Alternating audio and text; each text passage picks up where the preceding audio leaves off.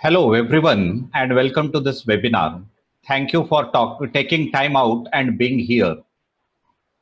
Special invitees as expert speakers for the webinar, Dr. Milind Pandit, Associate Professor from the state of Maharashtra, Professor P.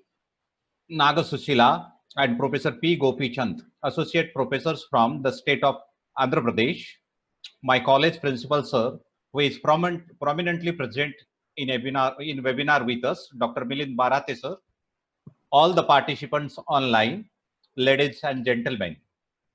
I am Dr. Dashrath Jadhav, Head, Department of English and Organizing Secretary of this webinar. Dear friends, this webinar is being organized by the Department of English, CP and Berar College, Nagpur, which is one of the leading colleges in the state of Maharashtra. The college, with a vision for all-round development of students, has been working incessantly in the field of education since the year 1960, giving its valuable output and contribution in the building of nation. Dear friends, as we all know that the unprecedented crisis COVID-19 has disrupted the normal course of life across the world in all its forms, being important human component in the field of teaching, learning and evaluation. We very well know that how the pandemic has impacted the formal academic sphere of India such a way that the academics seems to have had the waves of nervousness and helplessness. The stakeholders like learners, guardians, parents make no exception to this. The teaching fraternity is mostly left without clue. Nevertheless, to overcome this dilemma, we have planned a webinar as an initiative to measure the would-be implication of the universal epidemic on the academy, and with the help of expertise and ruminations of the authorities on pedagogy and other respective areas of specialization, reach the remedies and solutions. We believe that the discourse held during the webinar would certainly instill in the participants unending hope of taking their intellectual work to a further level, shrugging off the endemic. The psychology of hope can beat the psychology of hopelessness. The webinar would come forward with the viable means to manage all the affairs of education on campus. The intuition and skills of the experts in the matter would help university and college teachers to evolve to adjust to the subsequent scenes successfully. Although the focus of the webinar is on the English language, it does not part company with other disciplines. Therefore, the organizing committee of the college decided to arrange for a session which would cut across the classroom of social sciences, sciences, commerce, and it would in turn become interdisciplinary in its nature. We sincerely hope that the webinar would certainly provide the participators with new insights into how to steer the caravan of education in face of the threatening crisis. Last but not least, it would heal the academics psychologically too. Friends, on our invitation, we have with us online available Dr. Milind Pandit, Associate Professor at MSS Arts, Science, Commerce College, Ambad, District Jalna. Dr. Milind Pandit, young and dynamic in academics, is an arguably a scholar of first line called first order also. I must say this. His areas of interest are linguistics, theory, literature, and social studies. He has delivered addresses at central and state universities, national, international level conferences and seminars, workshops. He is right now convener of National University Students Skill Development Program run by Tata Institutes of Social Sciences. Dr. Milind Pandit sir will address us in the first session on the topic Teaching English in the Post-COVID-19 Scenario, Remedies and Solutions. Let us all welcome him. Welcome, sir. For second session, we have with us invited Professor P. Nagsuseela and Professor P. Gopichand. Both are associate professors at JKC College, Guntur. Both have been teaching English language and literature for 28 years. Together presented more than 100 research papers in international conferences and seminars. Both are very kind-hearted and socially active. They are bilingual poets. They write poems, sonnets, haiku, Jain. They have translated many poems from Telugu to English. Their contribution in the creative writing is huge one.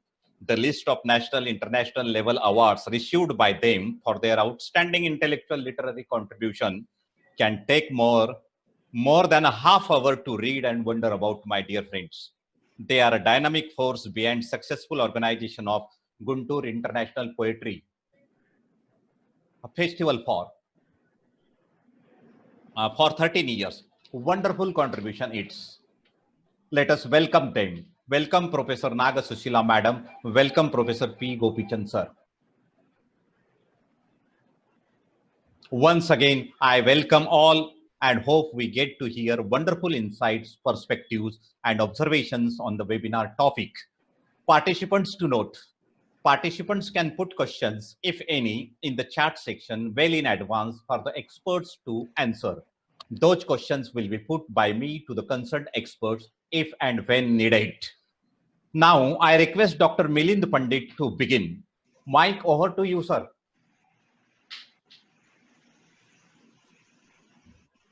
Milind Pandit, sir.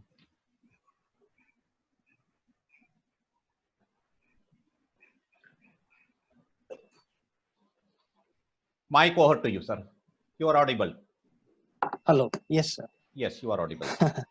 I was muted, and that's why I couldn't partake in communication. You are back among us, sir. Thank you very much, sir.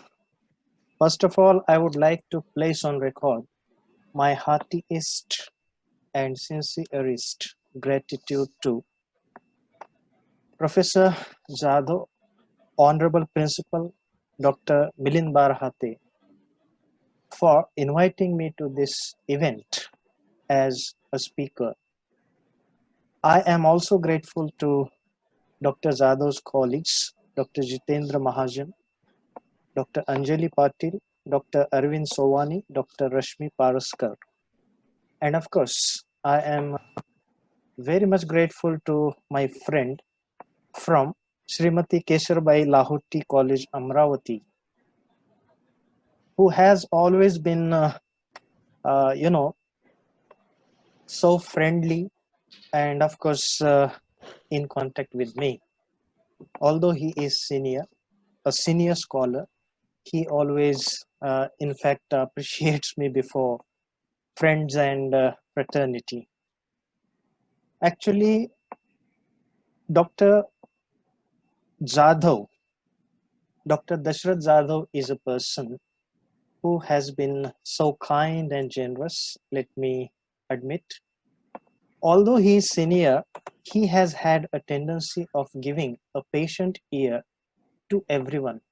And of course, irrespective of what kind of age the person he is talking to is. I have been in touch with him for a long time now. And during the process of this webinar, whenever we discussed, it was really a very wonderful, experience. And I am again at loss for words to present my thanks to Dr. Jadhav for everything that he has done. And particularly, I am happy to be associated with you all. CP and Berar ES College, Nagpur, actually is the one established by an institute that began in the pre-independence times, that is 1930. So it is a great privilege to me to be, say for example, being in to be in interaction with you all the scholars. We also have friends from Andhra Pradesh, Professor P. Nagsuseela and Professor P. Gopichand. I welcome you both, sir and madam. And yes, I would like to welcome all the participants to this. As a speaker, actually, that doesn't suit the temperament of a speaker, but then it's part of my duty to even say that.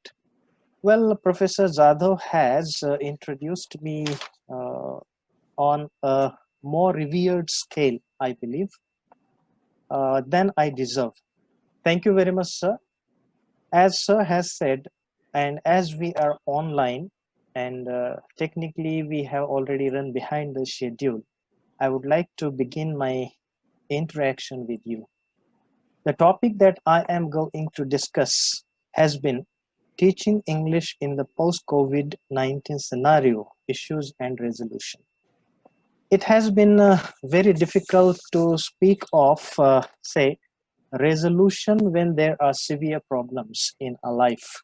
And I do understand that there are many academics, even Dr. Jadhav had told me that he consulted an expert uh, to be part of this seminar.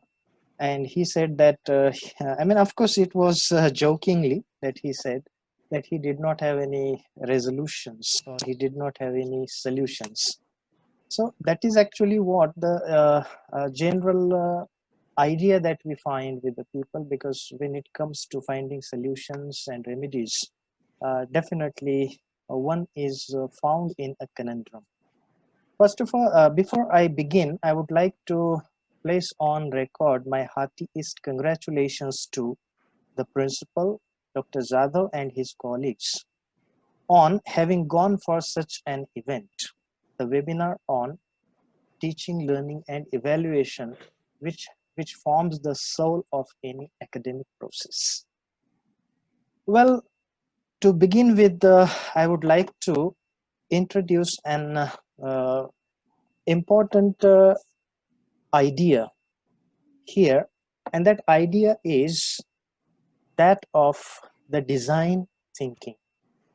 Whenever it comes to, say, problems and finding solutions to them, then it is important that we have had some tools in our hand. There's a university everyone knows, everyone of us knows, Stanford University in the United States of America, and also there are other universities like Harvard. But the business school of Stanford University has taken the initiative to create scope for design thinking. There's a special course on it. Whenever we have to find remedies and solutions, this design thinking can definitely help us. Recently, I attended a workshop launched by Tata Institute of Social Sciences, and this is where I have got this idea of design thinking from. I also applied to the university, but then the course fees has been so high that I could not afford it. Anyway, whenever it is the issue of classroom or say a social issue or issue of any kind, we have to take into consideration that we need have a plan, and this plan can begin with the design thinking. Design thinking is the model that contains or that is based upon some 5 components, and these 5 components are, for example, empathize, define, ideate, prototype, and test. These 5 components have been very important if we at all are ready to find solution to something, to a problem. As far as we as the community teaching literature are concerned, we have always find lessons of humanity, empathy in literature.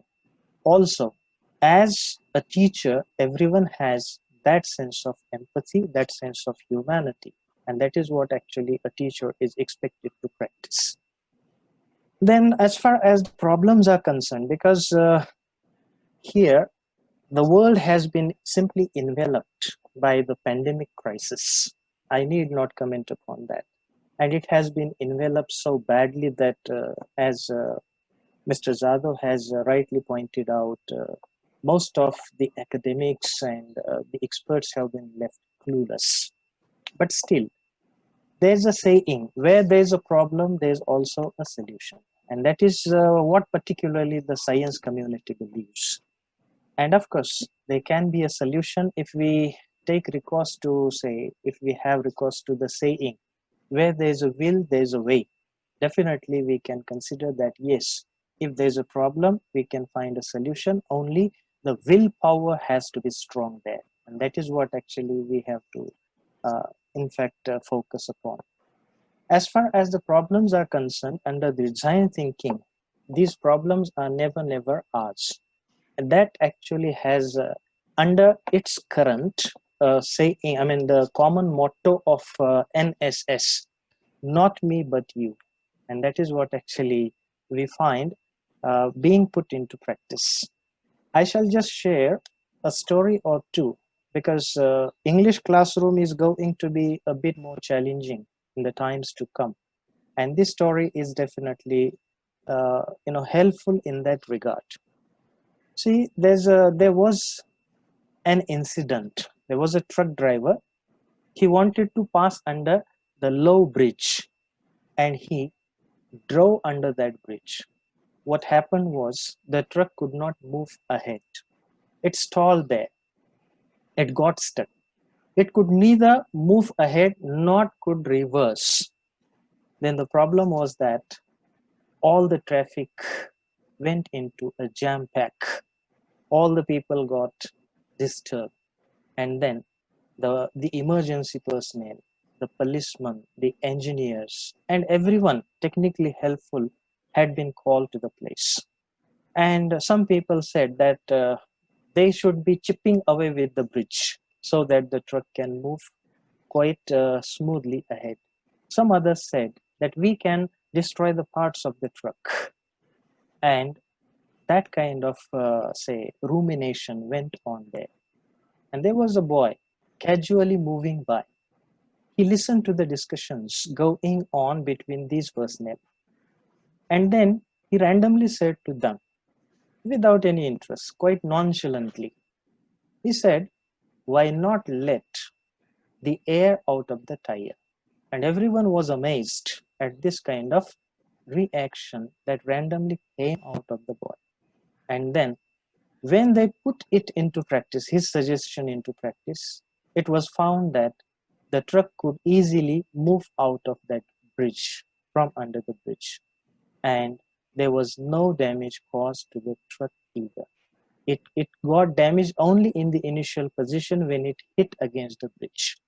So that is how actually design thinking works. Here, these experts of design thinking believe that we have developed certain assumptions and we simply keep on thinking of traditional lessons that we have had. But can there be something beyond tradition, something unorthodox, something innovative? Because innovation happens to be the focus. Unless one has innovation with one, there cannot be solution at all. This is what actually we find. And then we have to think out of the box.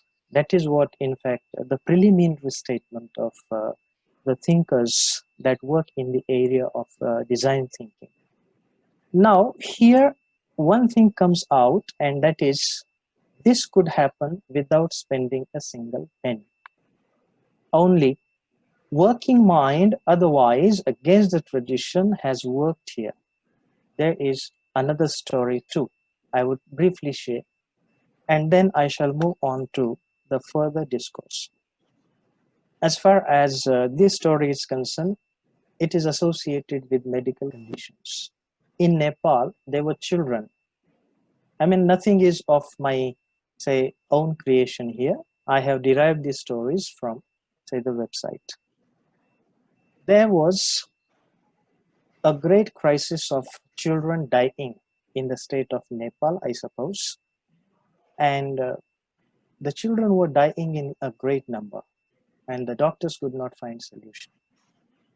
They needed incubators for the children, and the incubators were hard to come by because the minimum cost or the average cost of that incubator was 50,000, and the maximum cost of it being beyond 1 lakh rupees. And it was not affordable to the doctors over there.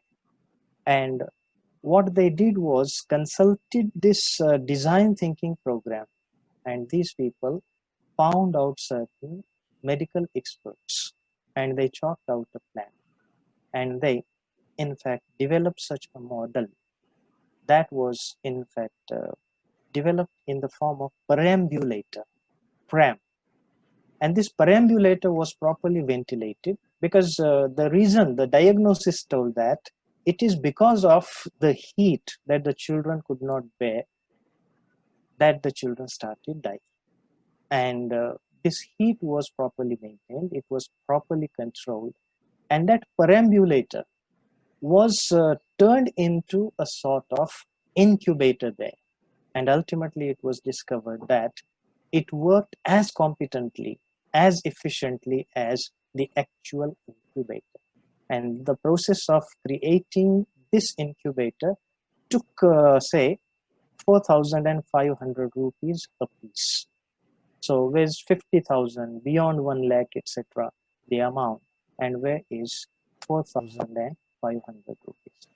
So unless we have this type of design thinking activated and worked upon in a classroom, I believe that we are not going to have solutions to the problems we are supposed to face in the COVID-19 situation, post-COVID-19 situation. What are we required to have? I'm going to also find out the problems that are possibly to trouble us in future. But before that, I would like to focus upon the essentials of this design thinking. For example, we should have a sense of observation pertinently applied. Secondly, we should have engagement with the target people for whom we are working. And the third thing is that we should have the insider's view. See, I remember a dialogue from a film called Lagan, and there's a boy who goes against the local community and works in accordance with the directions given by that British captain, Russell. And when that boy is found a proven traitor, all the people rush behind him to kill him. And before that, the dialogue comes before that. When he talks to Mr. Russell, he says, "Why do you wish to cooperate with me? Why do you wish to be on my side?" He says, "Sir," in Hindi he says, "Katne ka dar sirf katne wala bakra hi janta hai." Only the goat that is going to be slaughtered can understand the pain of being cut. That is what he says. So here, what I would like to point out is the insider's view. We should have the déjà vu experience, to use this French term. As far as the insights are concerned, intuition is concerned, I believe that the best insights, the best solutions. And unless we have a vision, unless we have a point of view, we are not going to overcome our problems at all. There is the process of ideation, and there's a term in the Dictionary of Oxford, and the term is IDEFIX, IDEEFIX. If we apply this term, and when we get focused on this idea, when we have sincere desire to work ahead, definitely we can go for our solutions. Now, what are the problems that we are possibly, supposed to face? For example, in the post-COVID-19 situation, there's no guarantee that the classroom would work on its formal grounds as usual. And this is the first challenge that we are going to face. For example, when it comes to the English classroom, we have known that English teachers have been considered as the core community of any unit, or of any academic unit for that matter. Now, as far as the English classroom is concerned, the subject suffers from the want of number of admission, and there is a constant feeding for the students. Don't go for the subject of English. It is difficult, you would fail, this and that. And the students are definitely encouraged, discouraged, more and more discouraged from seeking admission to the subject of English as an optional subject, for example. Then, when such situations occur, post-COVID-19 situation occurs there, we know that the world economy has been periled. by this pandemic. And of course, Indian economy cannot be an exception to that. And of course, as far as the states of India are concerned, we find that India is still considered as a developing country. We haven't achieved the title developed yet, and it is a long way to go. And under such situations, the students would not be opting for the subjects like English. The first thing would be that they would be avoiding coming to college. In case there is any scope for physical interaction, they would hardly come there, for we know that most of the students in, say, for example, the Faculty of Arts belong to the average or disadvantaged economic background. And therefore, their parents would be asking them to go and work somewhere so as to maintain economics of that house. If this occurs, then what? Then the students would be easily guided by, some sort of people. Why don't you go for the easy? Has been always considered as, a difficult subject. I mean, the faculty of for the Faculty of Arts or Humanities, for that matter, there are two subjects that always keep on the receiving end. One is English and the other economics. And the easy piece of advice that goes for the students has been, well, you go for other subjects rather than for English and economics. And there's also a kind of fad of competitive examinations as well that has been infused upon the minds of the students. So, under such a situation, English teacher would be suffering a lot, I believe, to an extent. Then, as far as this situation is concerned, I shall come to that later on because I have my own idea to overcome this, but I shall come to that later on.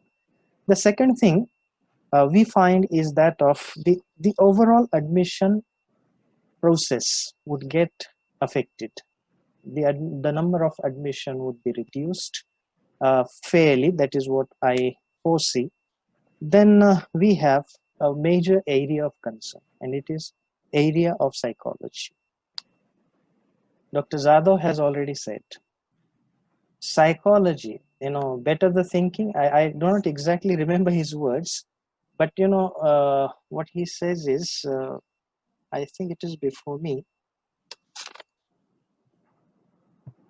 the psychology hope can beat the psychology of hopelessness. I think this should be taken as the central thread of this webinar.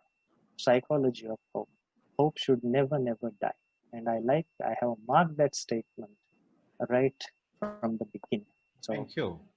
Yes, and that is what actually we have to believe.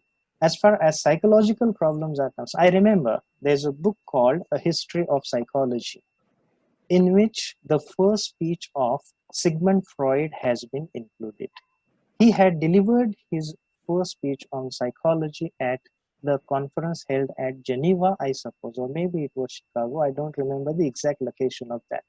But I went through that speech fully, and I concentrated upon the crux of that. And the crux was, Sigmund Freud said that the majority of our problems have been psychological, as much of the percentage as beyond 80. And that is what actually he said. And we have some 10 to 20% problems that require allopathic treatment.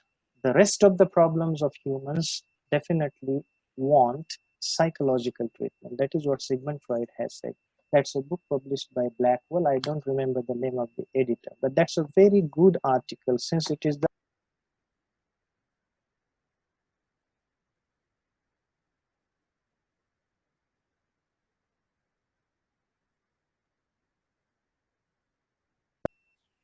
yes, I was muted. Yes.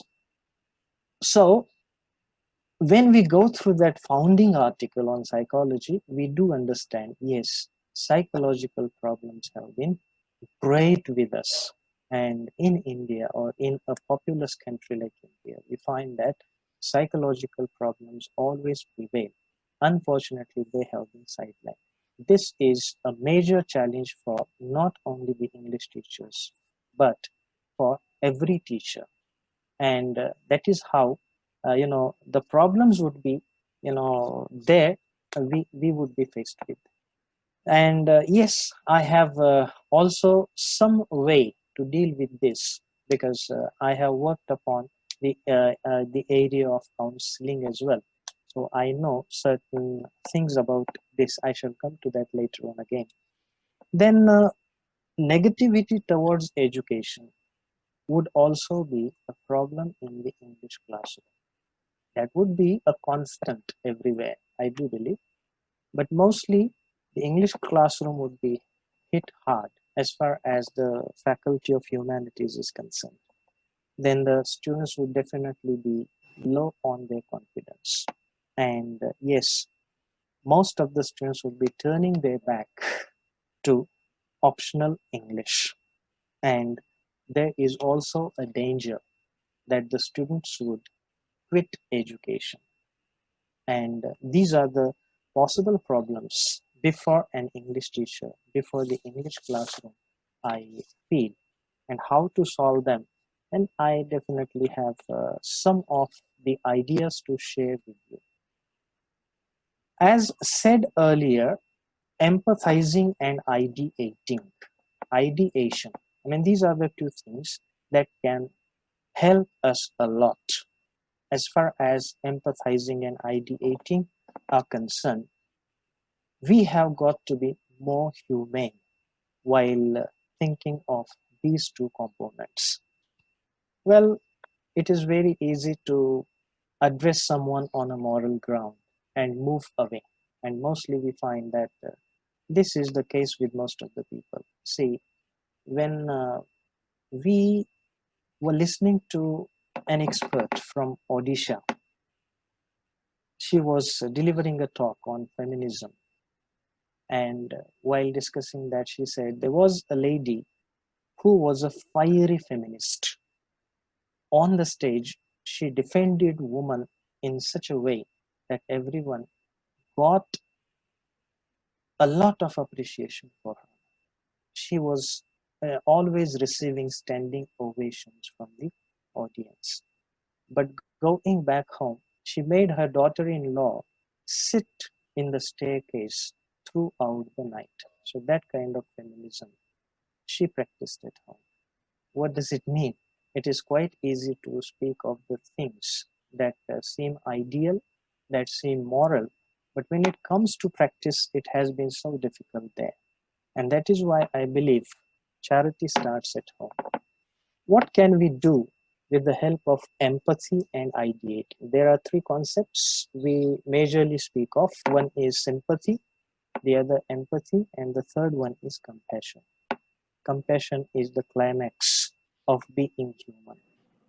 Sympathy we do practice, we do exercise. Empathy, not many can take to. And as far as compassion is concerned, rare people go for that. Now, is it possible for us to go for empathy and ideating? Yes, definitely it is possible if we have hope, if we have a positive disposition. And I do believe that to practice these components, we are required to have three things at least. One is commitment, second is dedication, and third is extra hours of work spent. Now, the third thing is quite disturbing for most of the people, or to most of the people. They say that they have been given or prescribed this kind of time and they cannot afford to work beyond that. But what happens if we work beyond our given hours? I think anything that is going to happen would be but in the interest of the students. I know that the problems of everyone differ. The problems have been relative, the problems have been various, the problems have been individual. But then everyone has problems. There's hardly anybody from amongst us who does not face the problems. As far as professional problems are there, yes, there are complexes, there are conflicts, and there are, certain kind of distance that the people share from each other. Today, we are advised to maintain physical distance. I don't like the word social distance, but physical distance. If physical distance is there, no problem. Psychological distance should not be there. Anyway, can we work for extra hours? I think yes, we definitely can. I beg your pardon for being individual here, or subjective for that matter, because unless I explain this through some example, I may not be able to move ahead.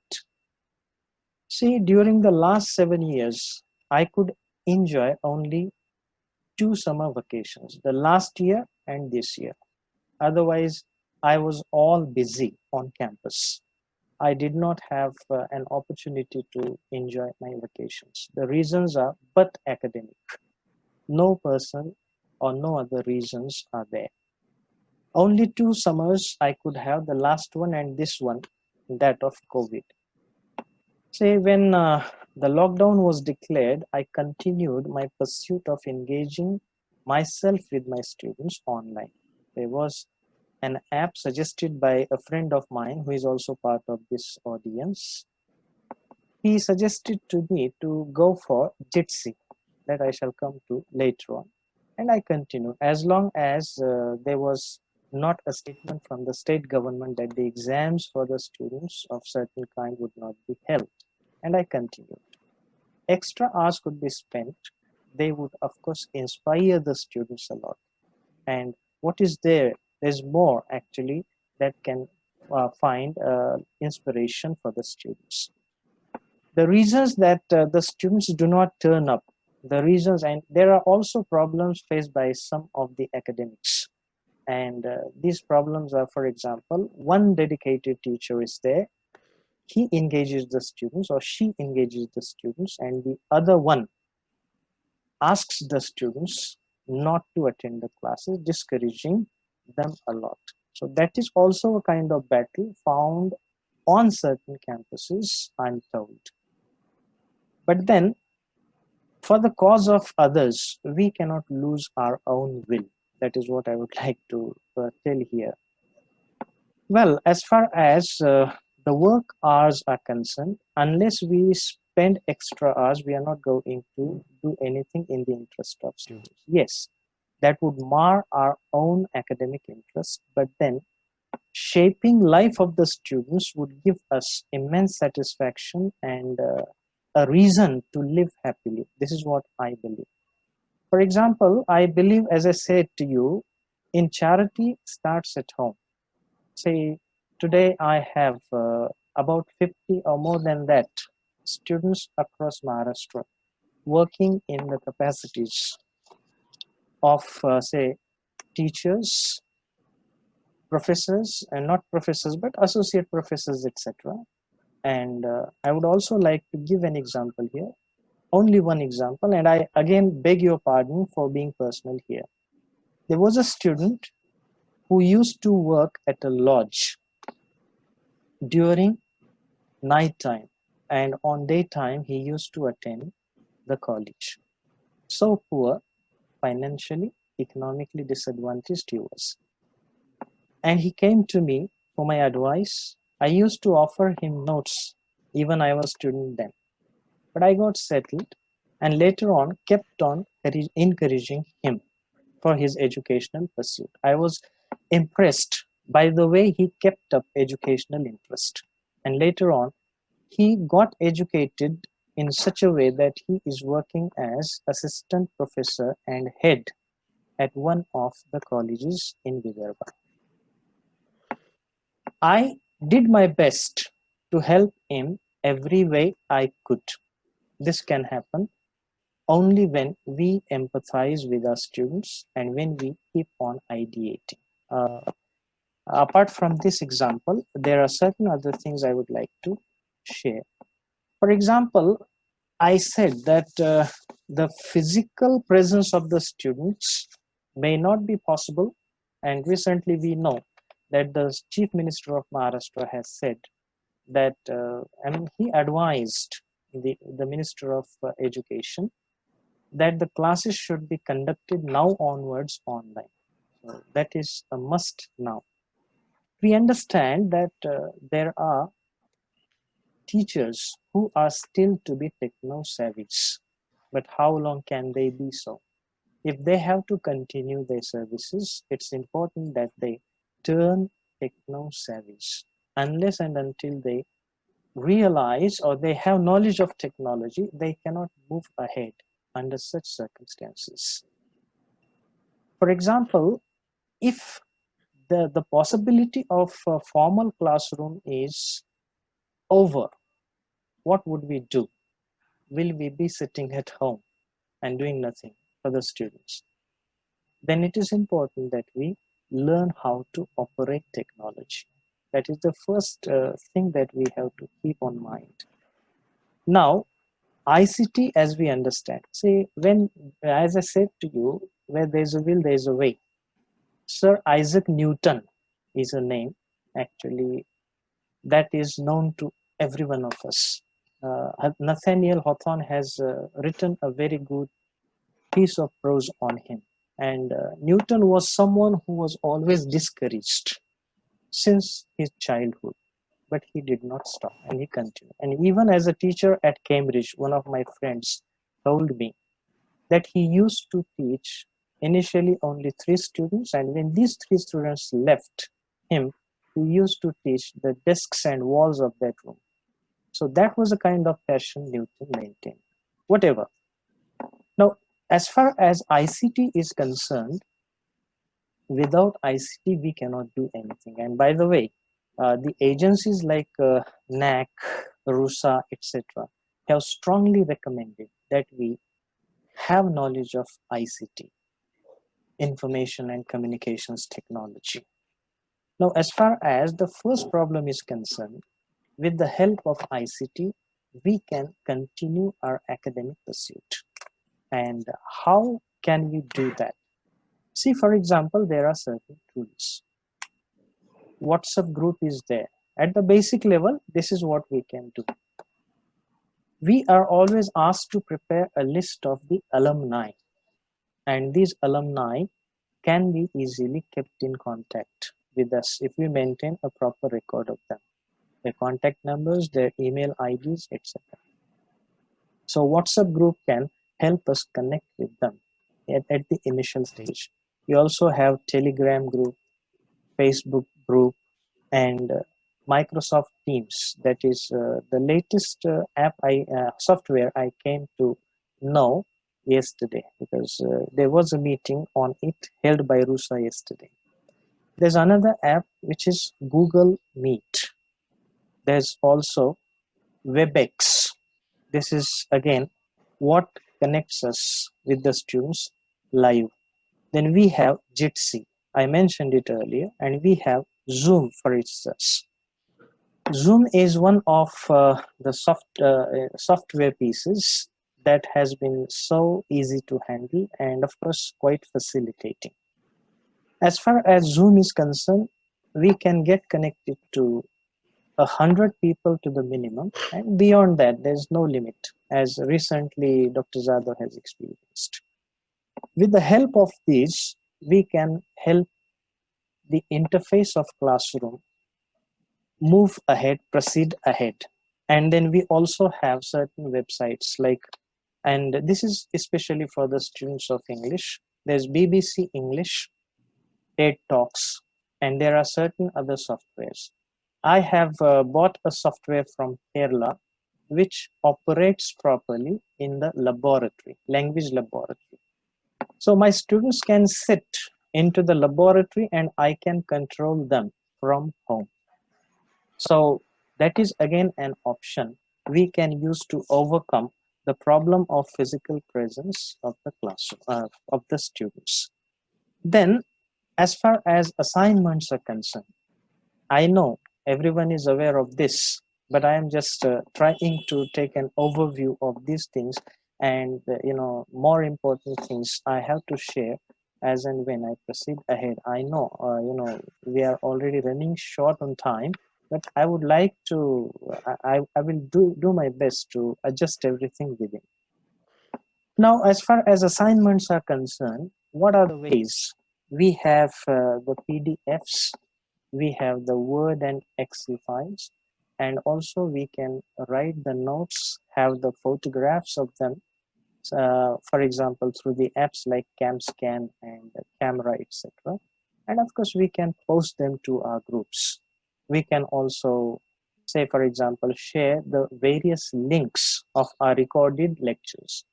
Nowadays, it is a trend. For example, MOOCs is what is made almost compulsory for the candidates.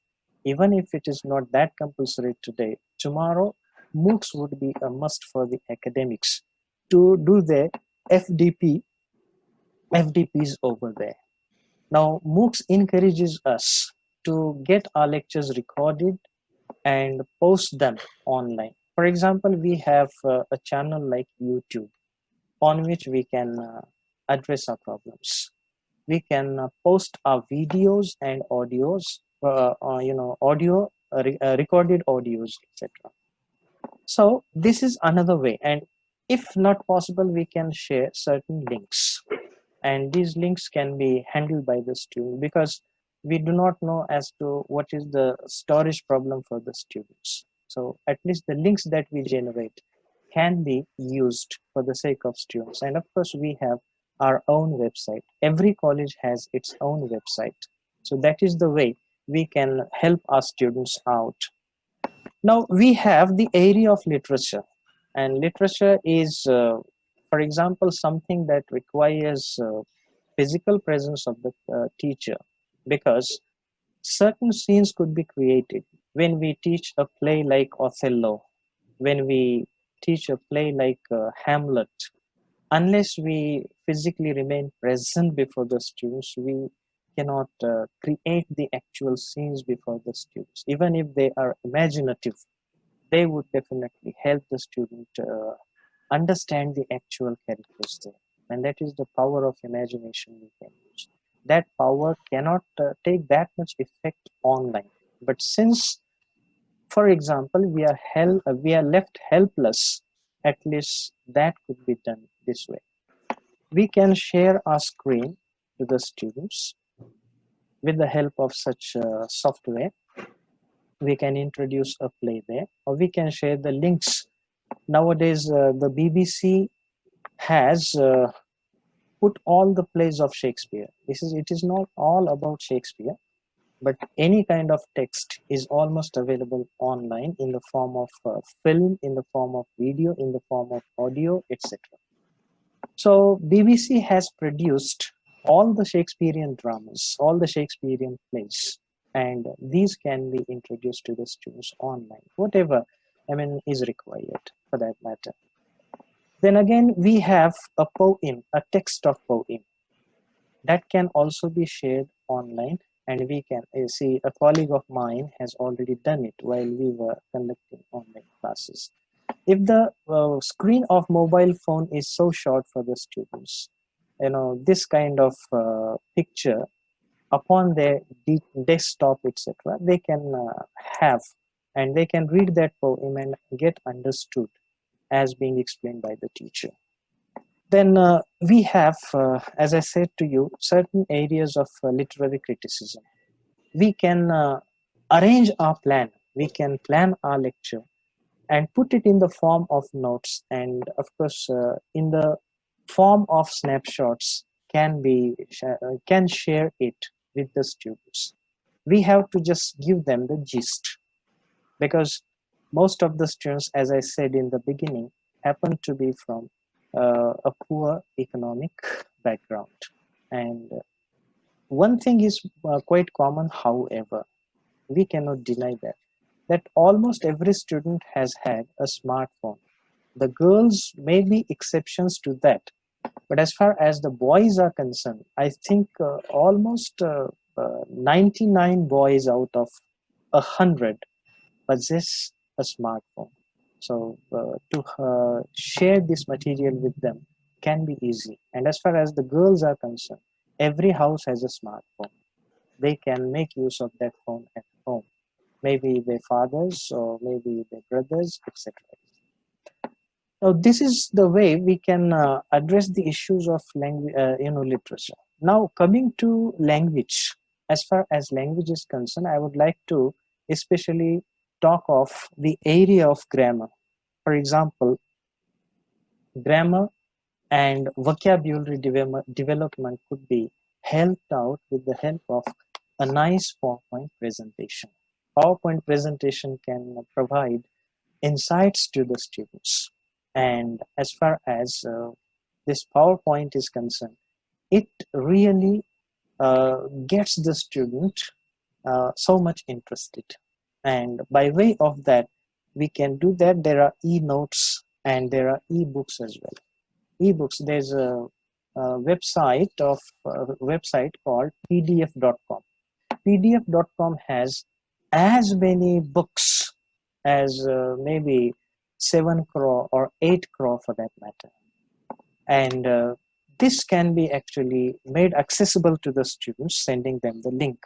And when it comes to a subject like compulsory English, we can read the text to the students and make them understand. Now, how can we move ahead with, for example, the second thing, that is admission? See, the teacher has been a great psychologist, I do believe. Unless and until a teacher has that psychological persuasion in the case of students, the teacher cannot succeed in, for example, motivating the students into the classroom. See, not all the students can turn their back on literature or on education for that matter. It all depends upon, say, the teacher. If we, as I said to you, have that kind of design thinking with us, this design thinking can help us a lot. See, I remember on my campus, placement was a very challenging area because my place is situated in the rural backdrop. And as far as the placement was concerned, it was hard to come by in the quantity that comes today. Because we have an MOU with Tata Institute of Social Sciences, and that has helped us a lot. So there are such ways as well. We can talk to students and persuade them that way. And then again, as far as the third area is concerned, that is psychological area. Now, what are the ways? Almost every college has a mentor. Every college has a person dealing with psychological issues of the students, and that person could be used in the classroom to advise the students, to counsel the students. Constant counseling is a must here. Unless we have the prototype, unless we have the preliminary version of what we have to overcome, we cannot move ahead. So this psychologist, or maybe say counselor for that matter, can solve a lot of our issues. And see, English is a language that has had its own influence almost in every sector. If we ask the students, say, for example, through the counselor or on our own, and tell them, well, this is what the English can help you. Unless we speak, unless we exercise our commitment to the students, they are not going to be convinced. So, as I said, we are the people that can use psychology a lot. And the students can be, of course, persuaded successfully. Or we should have a desire to do that. We should have an empathetic point of view to do it. So constant counseling for the students. I mean, counseling cell has been there in our college, and that cell can be used for this purpose.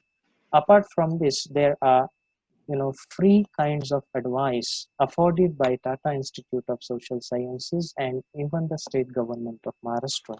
We can ask our students sometimes to seek help from that.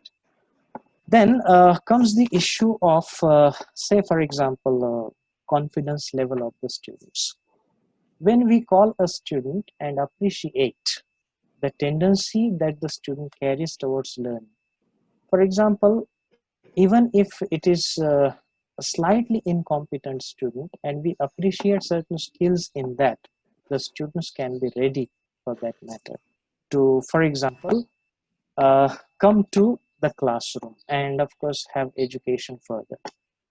Then comes the issue of, say, financial conditions of the students. This is the basic area, and unless economics is appropriate, nobody can move ahead. While reading Karl Marx, we do understand that Karl Marx says the center. I mean, there are two thinkers. One is Sigmund Freud, and the other is Karl Marx. Sigmund Freud's theory has been proven faulty. He says that every activity of human has been, say, controlled by the drive. Drive is what the word that he uses.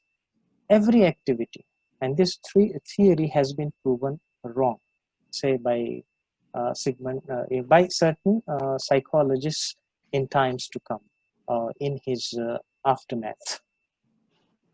But Karl Marx's theory has always been adopted by the people, and his theory is economics is the center of anybody's life unless the economic foundation is sound, because say poor economic foundation affects the psychological condition of everyone. That is what Karl Marx has said. How can we overcome the condition of the students, the condition, financial condition of the students? We can overcome. There are certain ways. For example, we can help them out personally if possible. Say, again, it is the issue of empathy. Empathy is nothing but keeping ourselves in someone else's position and think of, experience that life, etc. The first thing that we can do is we can spend from our own pockets. I remember a principal, the principal that got retired from my campus used to spend thousands of rupees, hundreds of rupees for the sake of students, for on their fees, uniform, etc. If this is not possible for someone, we also have certain donors around us, and the donors, for example, can be convinced. And we keep getting calls from the donors. Sir, if there are some students that are financially poor, etc., please let us know. We are ready to help them out. This can be done. Another thing that we can do for the sake of them is we can find temporary employment for them at, say, for example, a local hospital, general stores, or say any other businesses of that kind. Then apart from that, we can also adopt the students. I mean, that is a higher level of stage we can do. It's a matter of philanthropy. And then we also can help them to apply for certain scholarships. The regular scholarship of the government of India may not be, say, for example, accessible to everyone. But apart from that, there are meritorious scholarships that we can help our students apply for and achieve. And then, as far as the English students are concerned, they have had a special plus on them. And what is that? For example, we can train them as the translators. We can train them as, say, the tutors. See, translation. I remember when I was working in Mumbai, one label of a bottle, if translated, could give at least 1,000 rupees. It was 2 decades ago. There's also an area for the students of English that is called medical transcription. So medical transcription, listening to the doctors from, say, the United States of America or other foreign countries, for maybe 20 minutes, 30 minutes, and transcribing their words can give thousands of rupees to the students. But for the sake of this, it is important that we train them well in language. Especially the area of phonetics is important. It becomes important as far as transcription is concerned.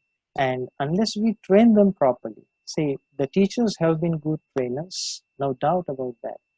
And unless they have they have kept themselves updated, they cannot move further. For example, phonetics is an area that can help them improve their language.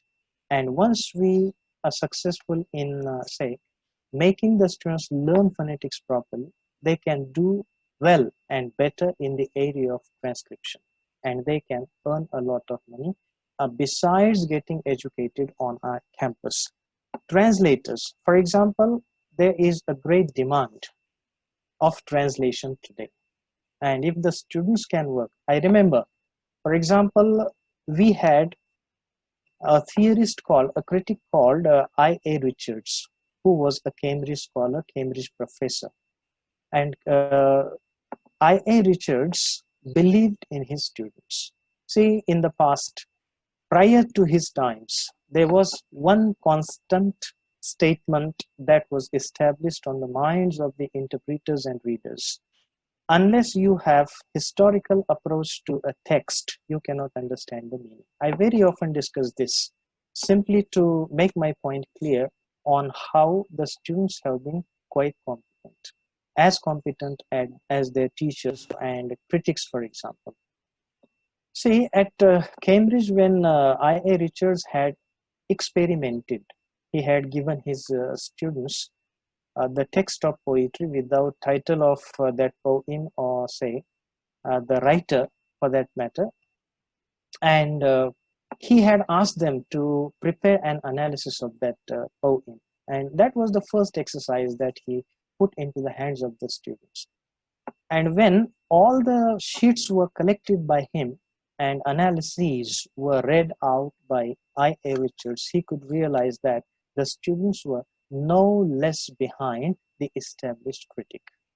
For example, Shakespeare is the playwright that has nowadays disturbed the United Kingdom a lot. It is said, whenever the British people speak about literature, they say, stop speaking about Shakespeare. And when they are asked the answer, then they say, well, the reason is that whenever the people do not throw their sights beyond Shakespeare, not even G.B. Shaw. And that is why we want to remove Shakespeare here.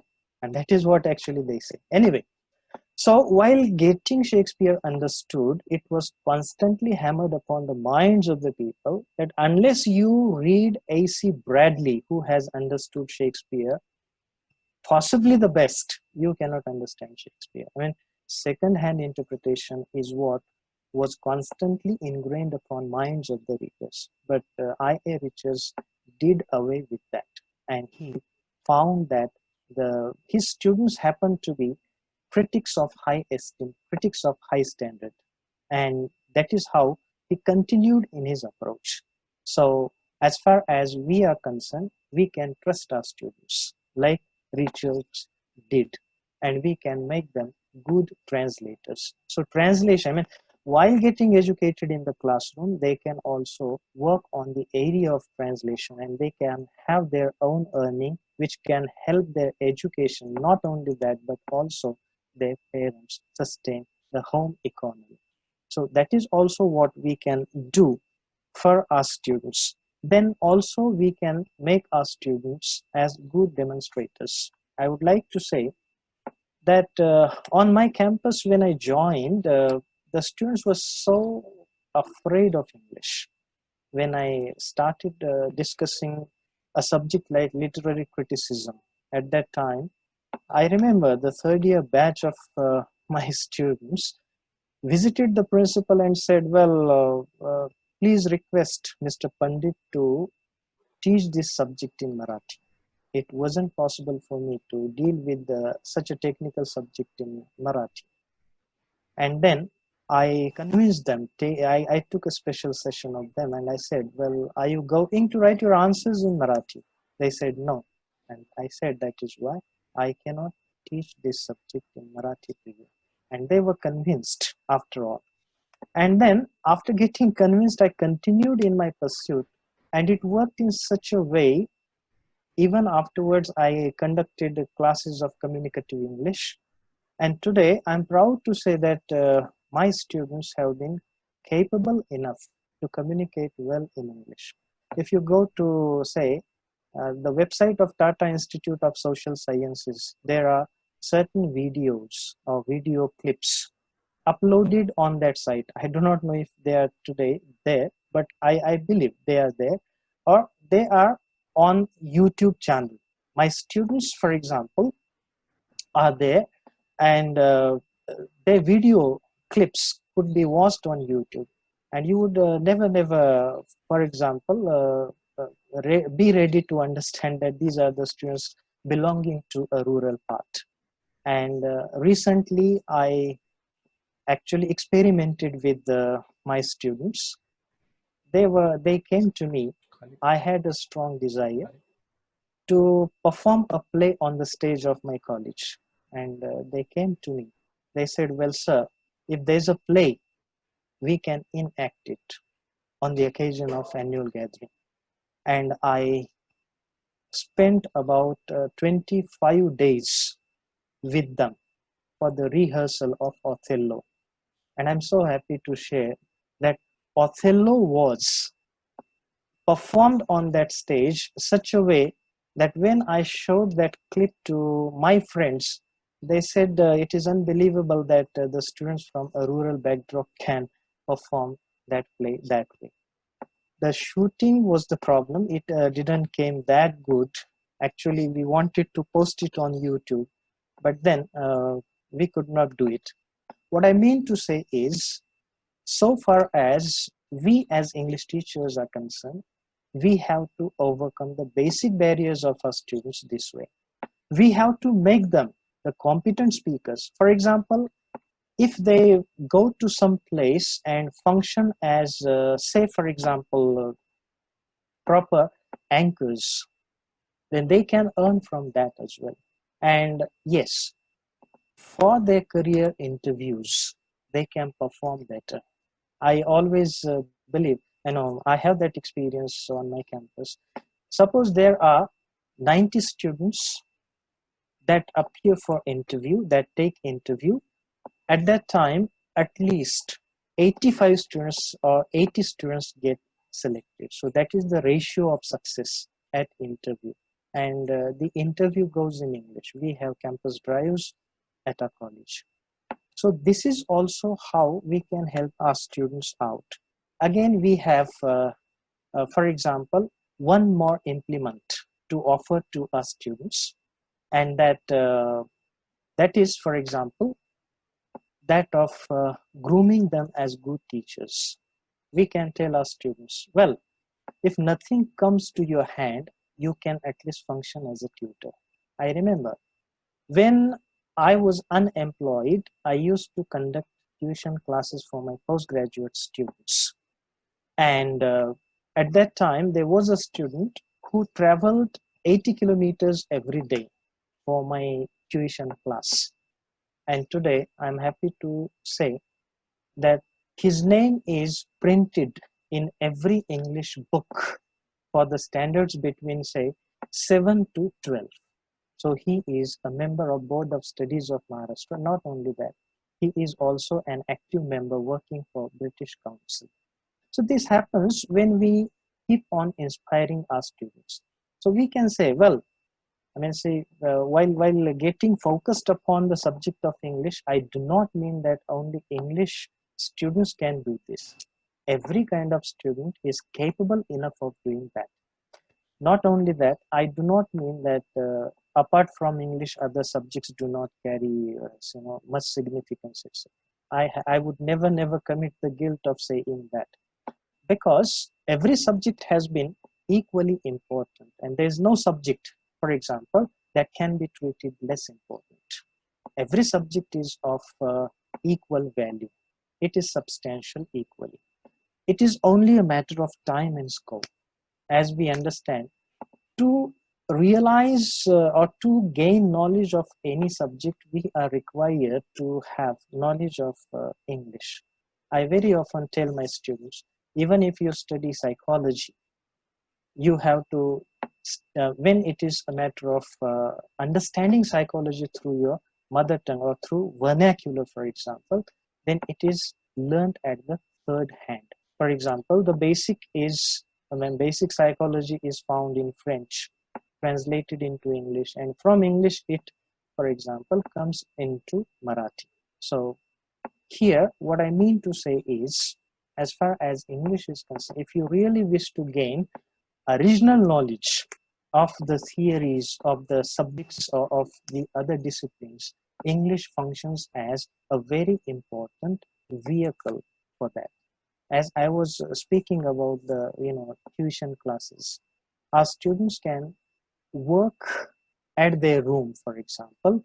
They can have students subscribe to their tuition class, and they can run their personal economy as well as home economy. So that, of course, we can do for the sake of students. And more importantly, as I said, the teacher should have that design thinking implemented. Unless we see, it is again a matter of excuses. If one wishes to find excuse, there are many.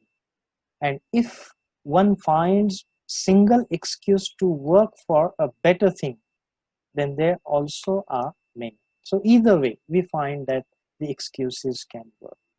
But as far as dedication is concerned, I would like to say that without dedication, these things are not going to work at all. As far as we are concerned, I would like to say that most of our students have been based in the rural backdrops. And the students getting admitted to, say, the Faculty of Humanities are usually from a poor background, maybe poor cultural, social, economic background. And see, for example, at my college, we still have the first generation of learners. Their parents are not educated. And at this juncture, if we, for example, exercise the sense of empathy, compassion, and sympathy, I hope that we can over any of the barriers. By the way, WHO has already said that this is not the first and last disaster that has occupied the world. In times to come, there are going to be many, many disasters that would go beyond human control. For example, they have said, as humans have encroached the space of animals, the animals are coming in contact with the human world, and that is creating a lot of problems. When such type of communication is there between humans and animals, the disasters like COVID-19 are expected there, and everything would definitely go beyond human control. And if such situations happen, we should have plan B with us, and that plan B can be there. Yes, sir. Other guests are waiting. You can Yes, sum up. sir. Sorry. Please, My, please. my, my humble request Not is at all, only, sir. yeah, Not at all. take it Yes. in the positive spirit, sir. Yes, sir. Please. Other guests are waiting. Yes, That's sir. why. Yeah. So what I mean to say is, even sitting at home, we can manage our English classroom quite well if we have the sense of empathy, if we define the problems, if we are really prepared to find solutions, and yes, of course, if the process of ideation successfully works for us, we are definitely going to. And yes, one more issue that I remain to discuss, which will take a few seconds, is we can inspire our students to be creative. They can write for the newspapers, they can write for online content, they can write for the magazines, and of course, students have been capable enough to write their own poetry, own, say, for example, short stories and say essays, etc. That can also place them in a very good position. As the signal has right signal, I would like to say, from Dr. Jadhav to me to wind up. Actually, I am not used to speak for such a short duration, but then, as it is the requirement of time, I respect that very much, sir. And I have some few points more, but I would take a pause here for the time being, and I would be happy. Sir, you can to, cover few points. Yeah, that is very, fine. very quickly if you want. No, that is fine, sir. Okay, sir. Take me in the right spirit, sir. Okay. Yes, sir, of course. Yeah, other guests are waiting from Andhra Pradesh. That's why I suggested it to you. Yes, sir. Yes. Okay. Since I have already talked of positive mentality, how can I take you otherwise? Yes. With these few things, I would like to say that yes, I am very much grateful to Dr. Milind Barhate, Dr. Dashrath Jadhav for this opportunity, and of course their team. And I'm really very much grateful. I feel privileged to be here, and I'm very much grateful to every member on the other side, that is the audience, I mean, for having listened to me uh, quite say with a positive mental make, and I have also read certain compliments through the message. I think I could make some sense to them, possibly. In case there are questions, I would be happy to answer them. Again, I have transgressed the limit of time. I would like to regret it. And again, my sincere thanks to Dr. Barate, Dr. Jadhav, and their team. Again, hearty congratulations to them for on this initiative. With this, again, I would like to take your leave. Thank you very much, one and all.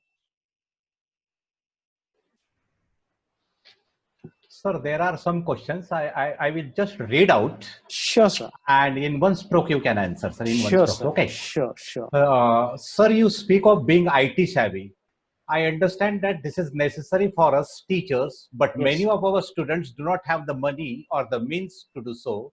This hinders communication with students. What is the way out? This is from Anjali Patil. Okay. Second question, sir. Second question is, you can note it. Traditional teaching methods can't be replaced. Social media and video chats can at most be complementary. This is from Sony, sir. And third question, I would like to read. Adoption of technology in imparting education is a necessity. It must be implemented, but I doubt what if it increases unemployment. The answer has been from another that participants to it. Technology never increase unemployment. It demands more skilled one, update or upgrade oneself. So these are the questions that you can that handle in one stroke. Okay, Okay, sir. Please, sir. Yes, sir. The first question is regarding smartphone. As I said in the beginning, every house has a smartphone. The student can use it. This is one option. And the other option is that we can help the students. I mean, for example, optional English is a subject which has around 20 students. If we have a meeting with our colleagues and convince them to help the students out, or if we have some say second-hand phones bought for the students, I think that can work. Again, it's a matter of philanthropy. As I said, where there's a will, there's a way. And if a collective effort is exercised in this matter, that can help overcome this problem. So smartphone, I would like to speak this about. Traditional classroom, I wanted to discuss that as well. I have never been in favor of completely replacing the classroom with traditional classroom with online classroom. I know The online, everything has its pros and cons, and an online classroom cannot replace the traditional classroom at all. As I said, while giving an example of Shakespearean plays or introducing Shakespeare plays in the classroom, we create various scenes from the text. And while creating them, the students develop the imaginative faculty such a way that they start feeling as if they are actually watching what Shakespeare has written there or what Shakespeare has done there. As far as traditional classroom is concerned, whatever I have said is conditional. If the conditions like this persist, then we can go for online teaching.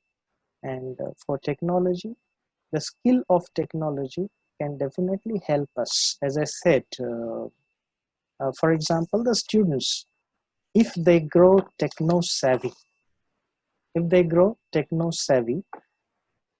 more and more, they can have employment upgraded as well. For example, transcription, I told you. Then again, there are some of our students who are able to create their own programs. And I have a colleague, Mr. Nagre, who is with us. He is someone who can develop his own programs and software pieces. So such people can also be sought after for helping the students out.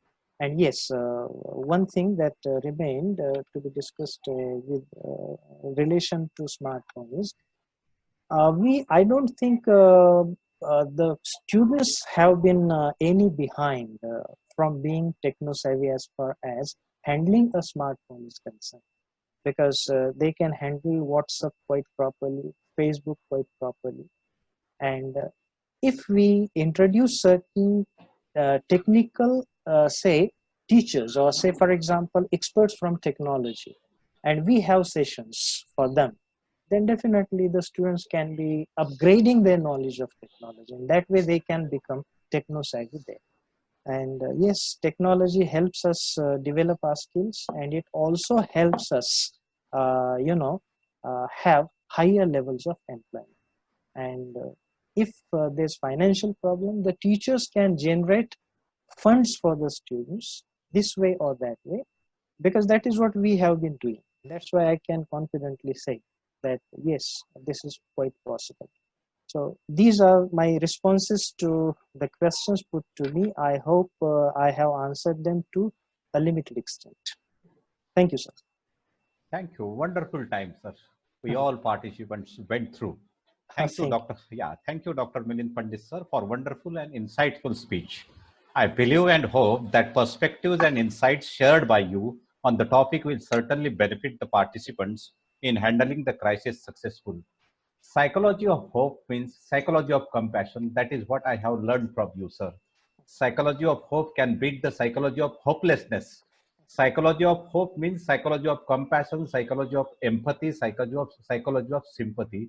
That is what I take it as a personal lesson from your side, sir. All participants are requested to bear because we are running behind the time.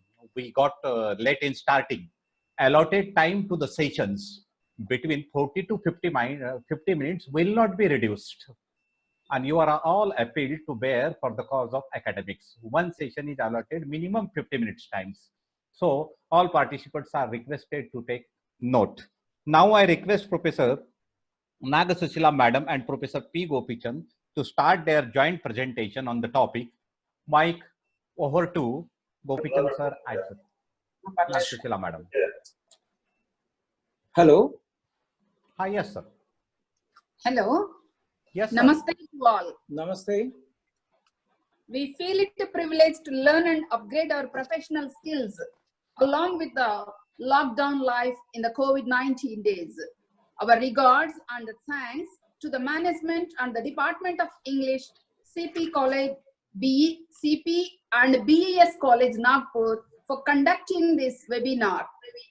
Our special thanks to the organizing secretary, Dr. D. Jadavji, and the principal of the college, Dr. Milind Barhateji, for inviting us to conduct the second session on challenges and assessment of students in post-COVID-19 period. And our congratulations to our co-speaker, Dr. Pandit ji, for enlightening us on various issues related to the teaching in post-COVID days. Our experiences for 3 months varied greatly. A basket full of feelings, fears, thoughts, speculations, challenges drowned us all. Innumerable experiences are going on in the field of education. How to go with the post-COVID-19, how to run the classes, how to take up the assignments, how to conduct exams, how to evaluate students, and how to award grades as well as marks, etc. in the altogether new scenario. Now, the task of the teacher is crucial. In the multifaceted manner, he has to cope up with many challenges.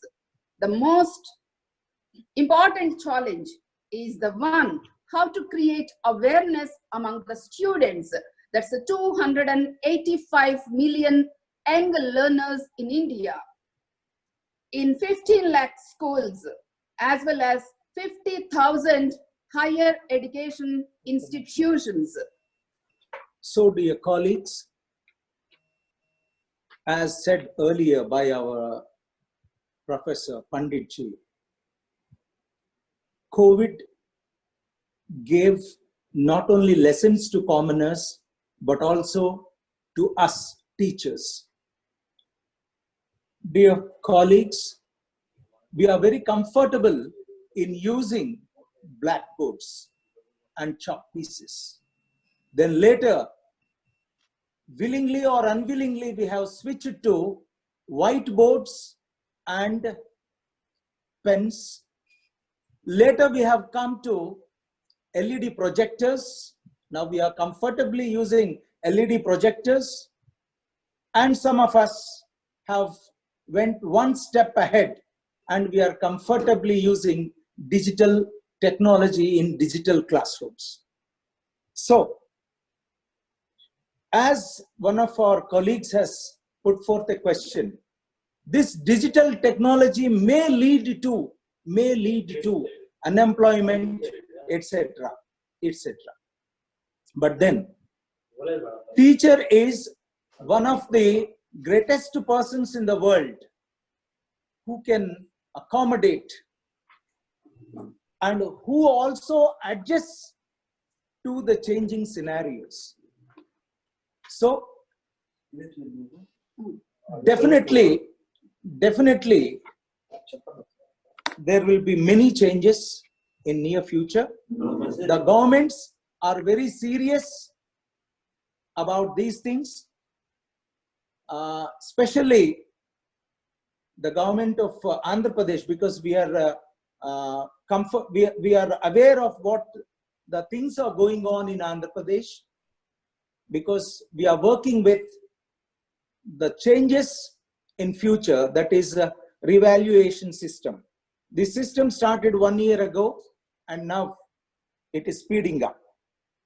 So, Allow screen sharing. Sir, I request to give a permission to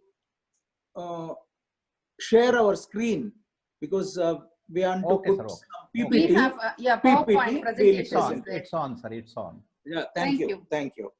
So, my dear colleagues, first, let us think of certain few questions that arise when we think of online exams. So how to conduct the online exam is a big challenge in front of us right now. Where to conduct online exam, how to conduct, as well as way to conduct. Is it at the institution or at an internet center or at the home of our students? And the next question is it on the mobile or on the laptop or by using a computer? And then another question is, to take the exam, the students must have a thorough knowledge of using a gadget. For example, subjects like mathematics, science, etc., one should use different varieties of symbols. So who will guide them and who will train them in using the modern gadget? That means the typing, etc., in the stipulated time. And as far as literature students are concerned, so far, writing short answers and essay type questions are prescribed for them almost throughout India. So how to go with them? Then, when we go for online exam, this may not be possible in testing for 3 hours. Dear friends, here I have a point. Let us think over certain things going on at the time of COVID. Most of the colleges in Andhra Pradesh are going for a quiz on COVID, and they are circulating it among the students, a small questionnaire where they have to mark yes, no, or else I don't know. So that 25 questions will be given, and then whoever gets a good score will be getting a certificate, and whoever gets a low score, they will again ask to write the exam once again. That means the issue is not serious. Their only aim is to bring awareness among the students. We can't give such kind of exams to our students. Really, if we want our students to learn seriously and thoroughly the subject, we can't opt that method. Next, please continue. So next challenge is how can we conduct the exam? What type of questions should we have? Number 1, MCQ based questions or MCQ plus descriptive. And another thing also is possible, open book system.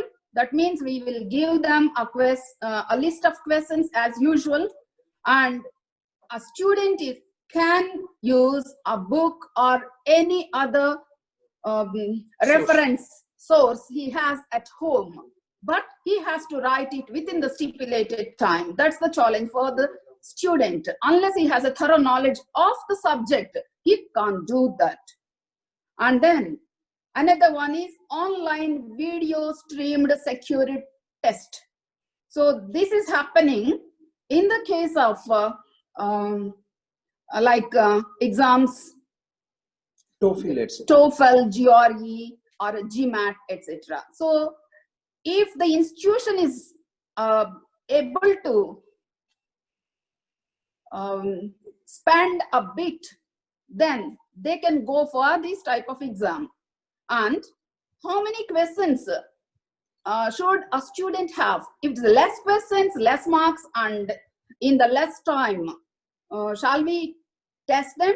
Or less questions, less time, less marks, and more time? Or another option is also there, no exams at all. So student can be assessed by basing on the grades or the performance and the continuous online assessment, maybe through webinars, maybe through presentations, maybe through assignments. So, Jadavji, Dr. Jadavji, please allow us to share the screen for PowerPoint presentation. Yeah, allowed, already allowed.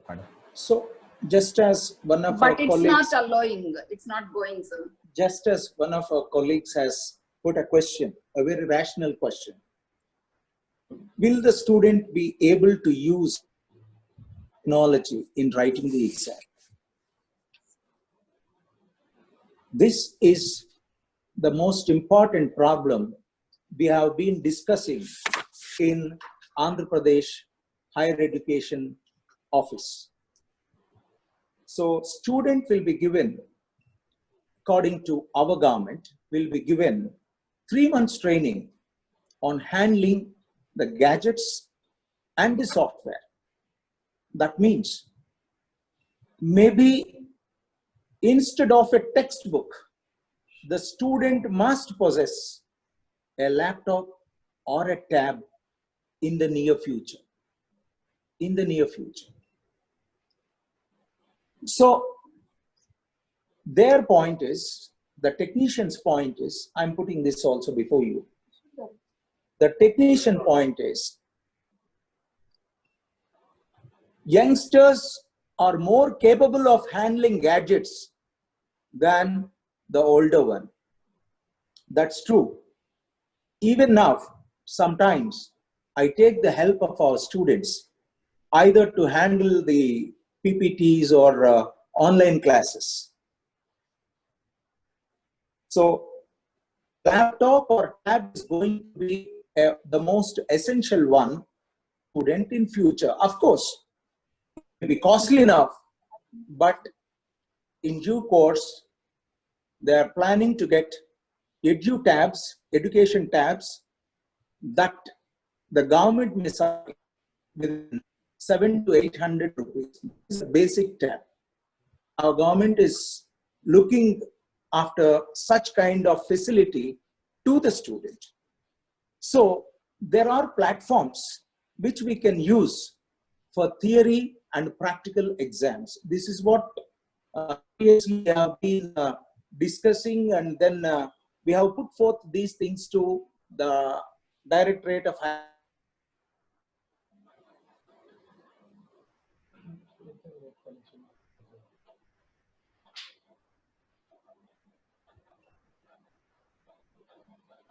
Net connection मध्ये problem आहे इथे लाल लाल येतो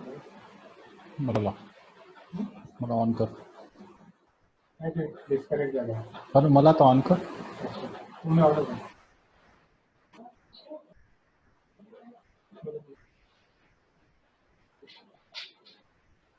The problem is from the side of that expert speaker, I think. Connectivity problem.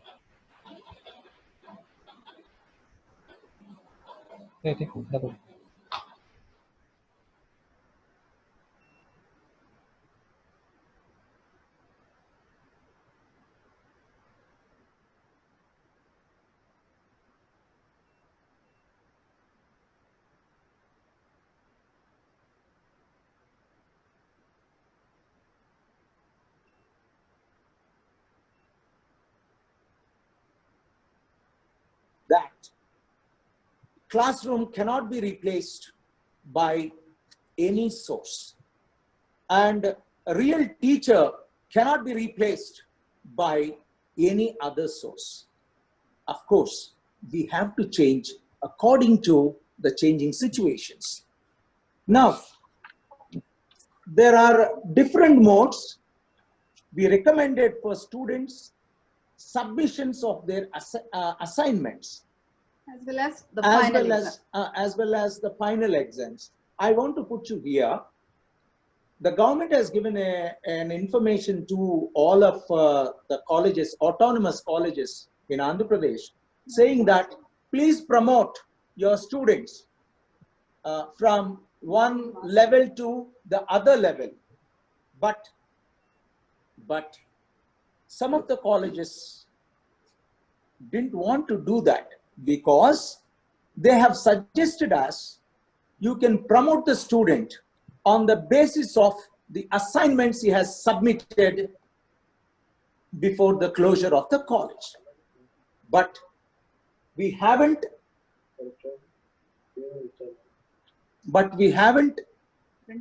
just about sure. But we are not prepared for that. So now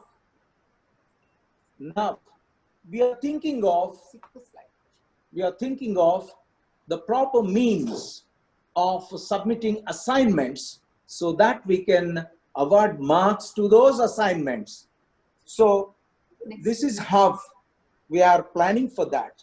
One is descriptive answers on LMS, MCQs on LMS, and then most of our students are observing this third one, that is submitting assignments through email. And some people have suggested WhatsApp, just as Pandit ji also suggested WhatsApp and Telegram.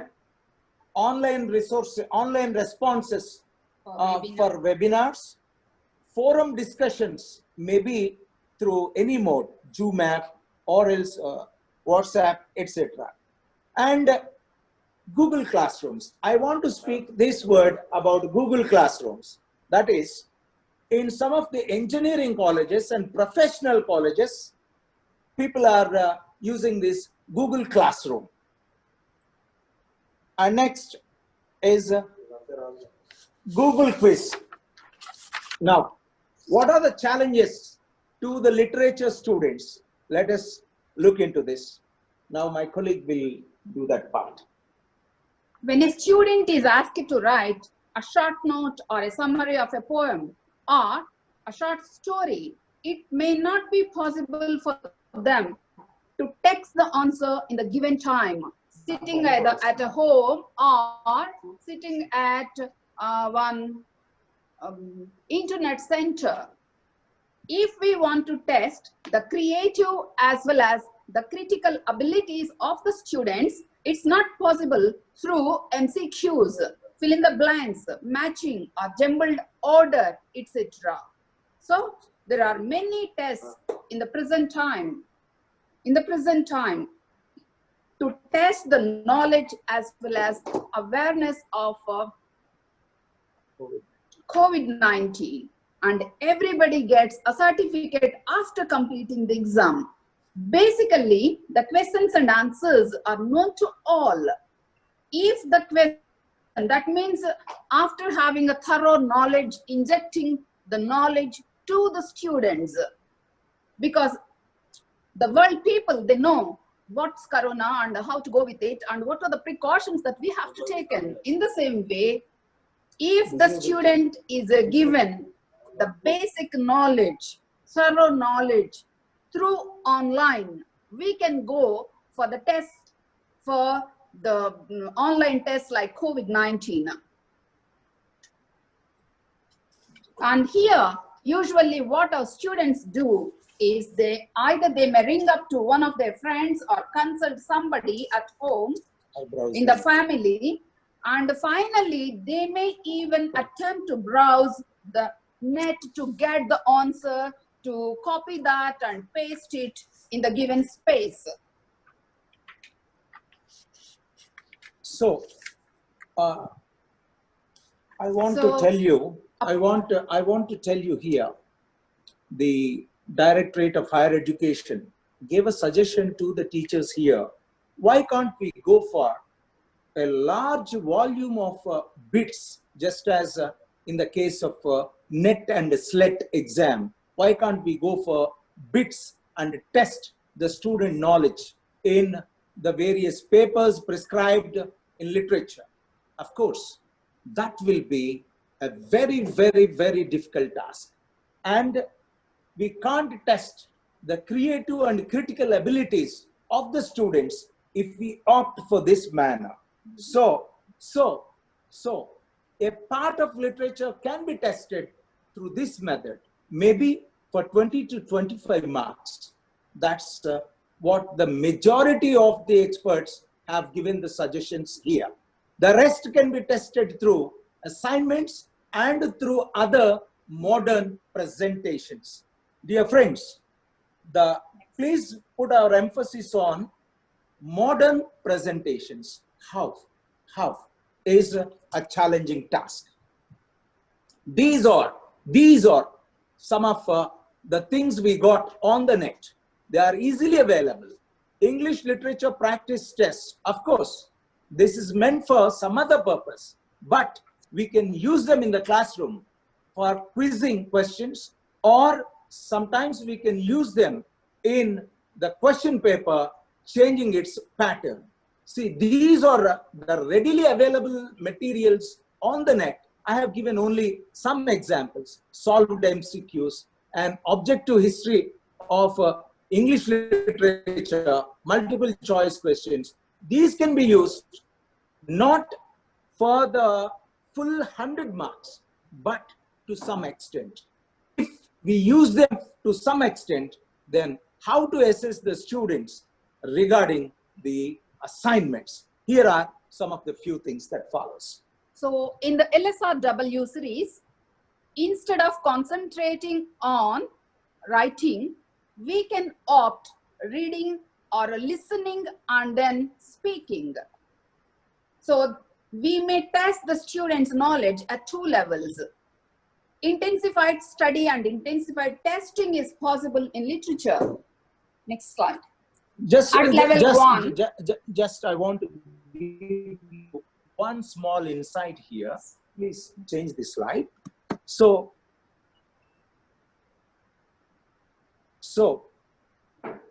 in level 1, we have suggested Hitopadesa, recitation from prose, poetry, short story, and drama. Dear friends, what Or we have, maybe a speech and autobiography also. we have suggested a recitation from prose of the prescribed text. The choice may be given to the student, or a group of passages can be marked by the teacher and then may be given to the students. A piece from a prose or a short story or a drama. We can ask them to do this spontaneous through Zoom app or through any source of the gadget that is available then. Intensified study and intensified testing is possible in literature. I tell you this, we have got some 2 levels or 3 levels. In level 1, we suggested the most easy things, and also the things which we can make our students learn the morals from these stories. Hitopadesa, Jataka tales, Pantantra, Aesop's fables, etc. So they can read the story, and towards the end of the story, they can suggest the moral that is embedded in the story. So as a model, they asked us to do this. So both myself and Sushila have done 10 tales from Hitopadesa and another 10 tales from Jataka and another 10 tales from Panchatantra. So what we did is we have tested this through WhatsApp video, and also we have posted this in the Facebook, so that to make it easily available to our students. So the most interesting thing is, now we are preparing these stories along with the text.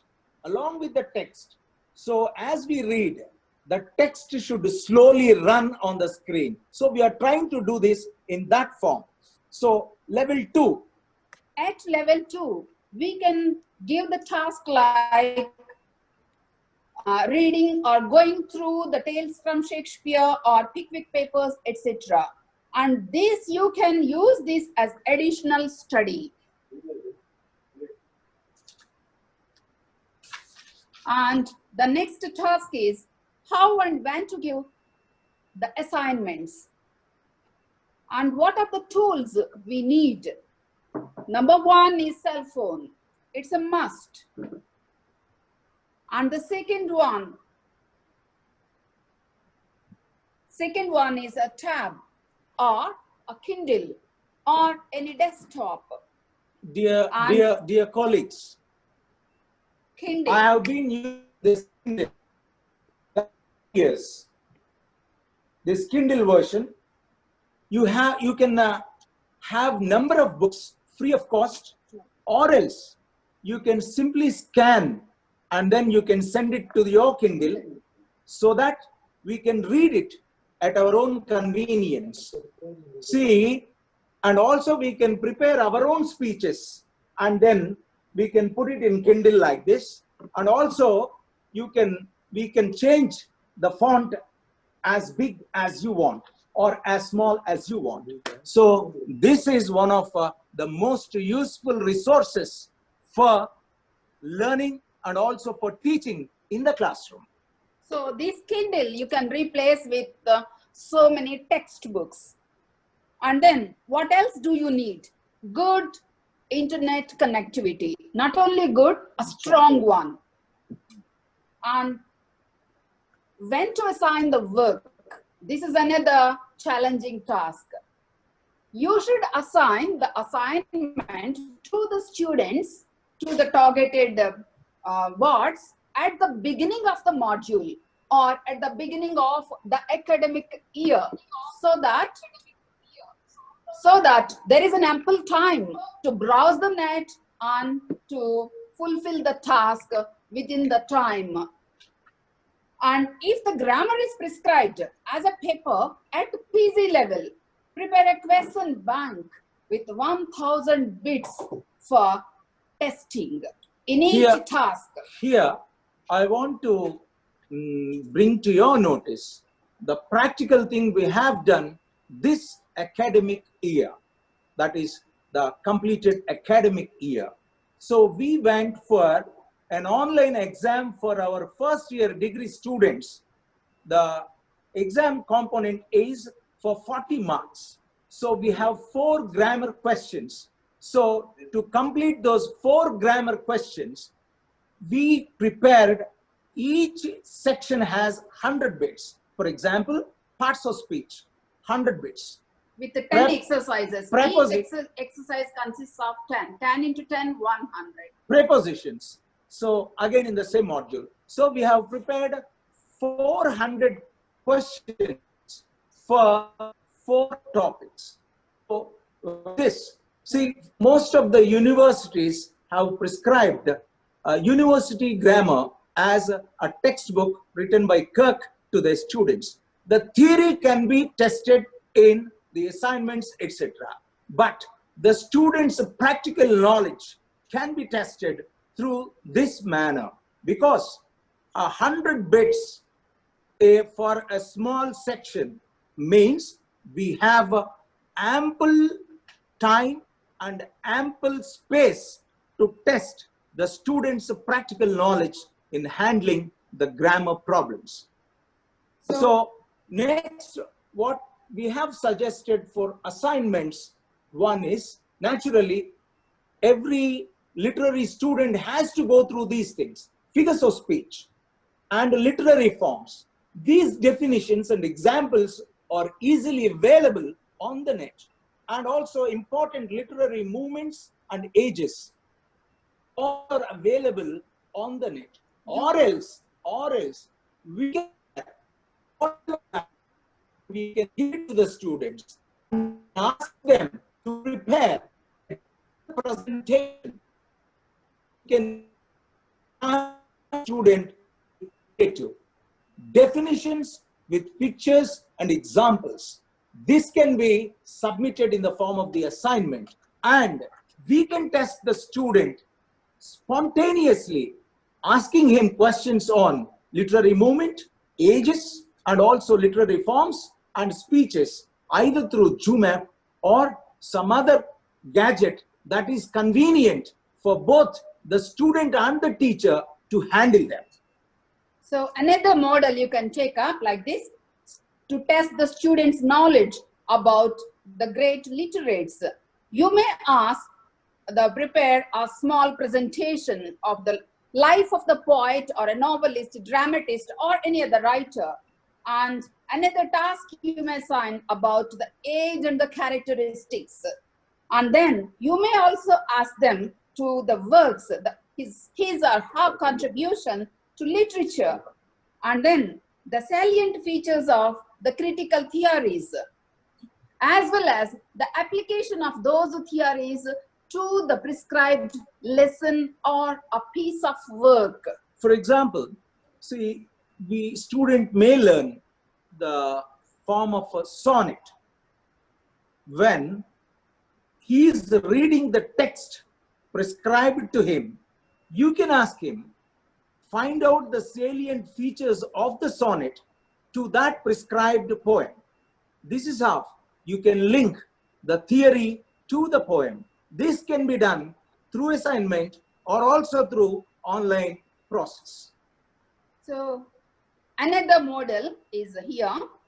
We came up with some tasks like you can ask your students either at PG level or at UG level, prepare an audio presentation taking up any famous soliloquies or speeches, and you may ask them to modify them so that we can test the students' voice, pronunciation, the narration, and the knowledge of vocabulary, etc., as well as the level of confidence.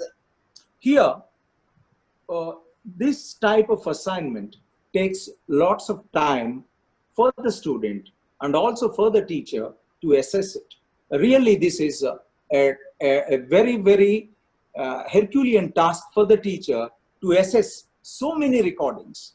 So, just as Pandit had said earlier, we need to collaborate with our colleagues, and we must work in groups.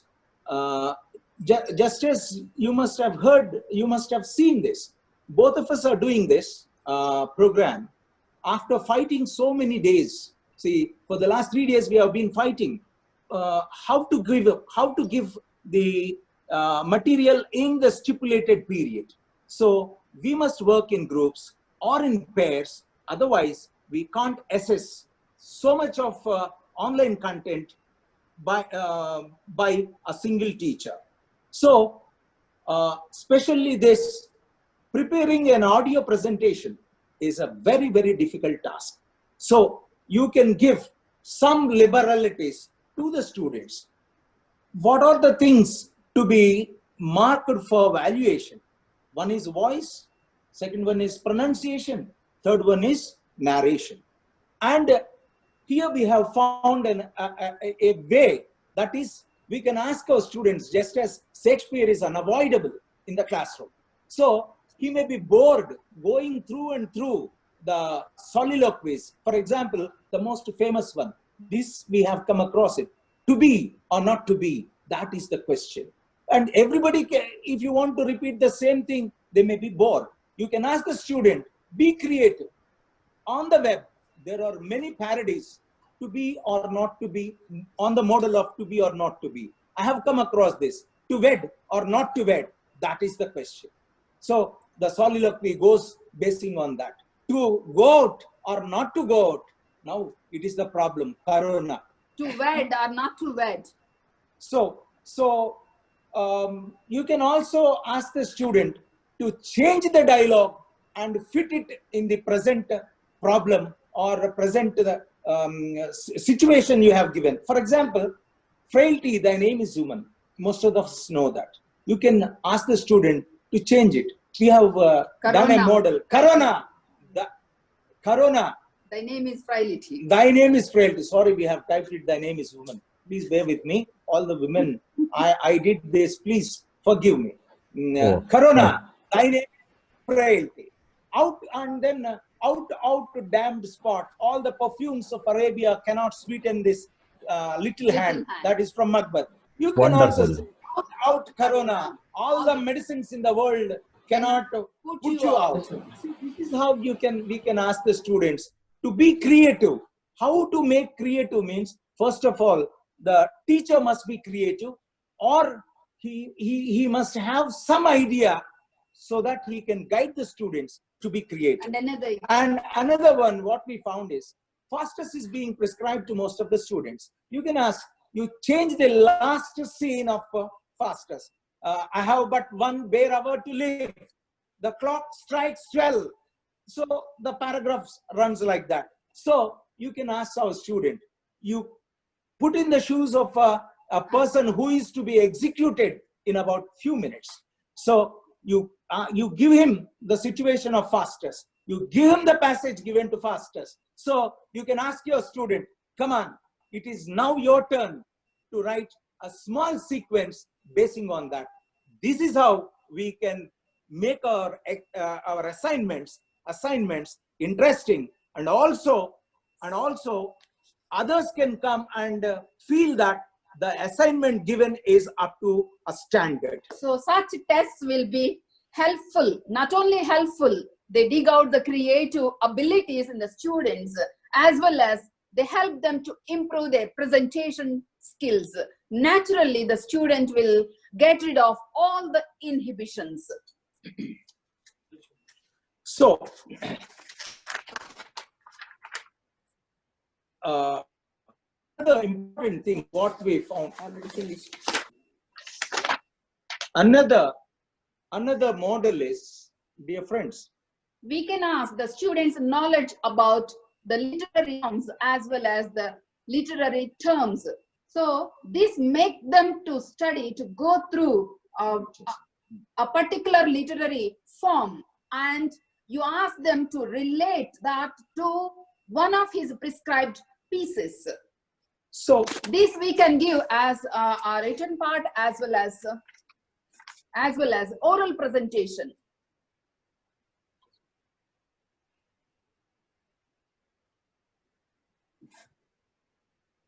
So I'll attend to the questions afterwards. So just So bear with us, just- you may. Yes. Two assignments.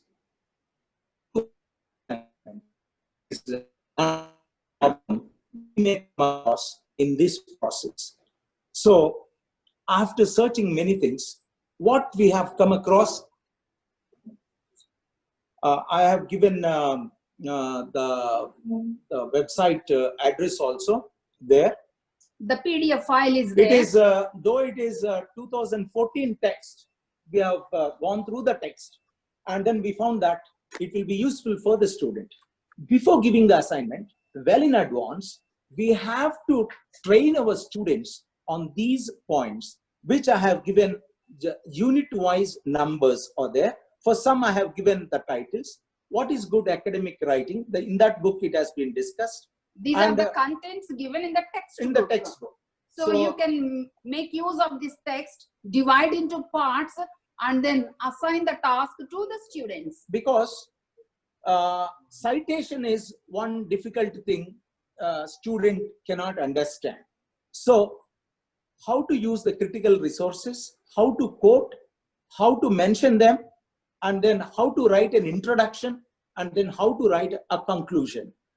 This book, what we felt is, apart from our MLA handbook, etc., this book suits well to the student to submit his assignment.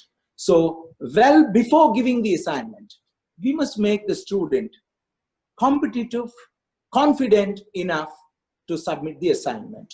Dear students, I'm personally sharing my experience here.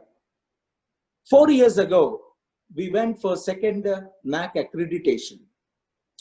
So when the NAC people have come and then they are going around the college, visiting different departments, they came across a bunch of assignments submitted by students. So suddenly one of them picked up that assignment book and then went through it. Though those assignments are good, they have a good introduction, good explanatory part, and also good conclusion. But they didn't have any source material mentioned in that assignment. So then they have questioned, how did you mark good and excellent for such type of assignments? So dear friends, this book will help, will guide the student better if the teacher tailors it according to the level of the student. Realize the laborious task of the teacher. I am cautioning it. Very, very important thing is the teacher has to tailor those words, those paragraphs that are suitable to our students. And there are 100 such books in the internet. All the soft copies are quite available to the students as well as the staff members. So you can pick up the books according to the need of your course. So everything that is saying is easy, but when it comes to practicality, I do agree with all of you. It is a very, very, very difficult one. Dear friends. And here we have a list of 75 digital tools as well as apps teachers can make use to support formative assessment in the classroom. Dear friends, again I'm asking, me personally, are you comfortable with your tab and with your computer and with your cell phone or something else?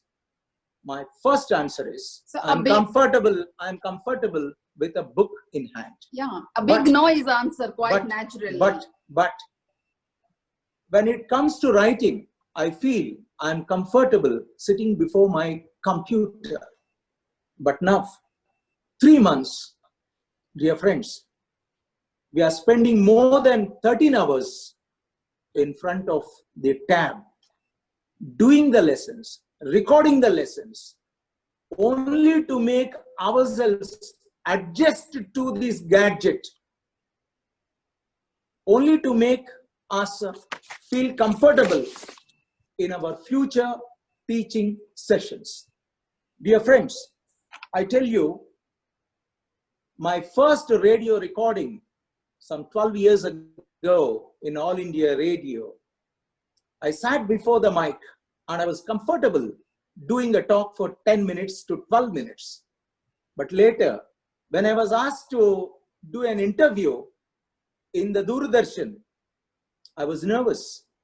I drank nearly 1 liter of water and rushed to the washroom twice or thrice because it should be spontaneous, number one. And then the cameras are looking at us. And the most problematic thing is some big lights are glaring into me.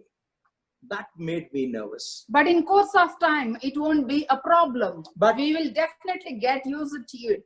But then when we went to South Africa, we didn't face any sort of problem when we were interviewed by a channel, a famous American channel over there. Pan American channel did an interview on world peace. Dear friends, so just it is a testing time for us, not only for COVID, it is also testing time for teachers. This will also pass very fast. So here are some of the important, go through them quickly, some 10 gadgets, the answer part, audio note, and bilingual. And then we have Coggle, and then crowd signal quick, Edulastic, and this Edulastic allows teachers to create standards, assignments quickly, and to get instant feedback from the students to adjust learning. I want to add one thing. This crowd signal can be used for polls, quizzes, questions, and also students can use smartphones, tablets, and computers to provide their answers, and informations can be culled for making reports. We are going to try this shortly. Crowd signal, we are going to try this. Another important one is e-survey creator. This is another important tool that allows the teachers to quickly and easily build questionnaires as well as surveys.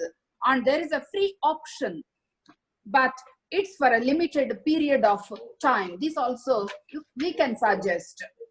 And then we have Flipgrid.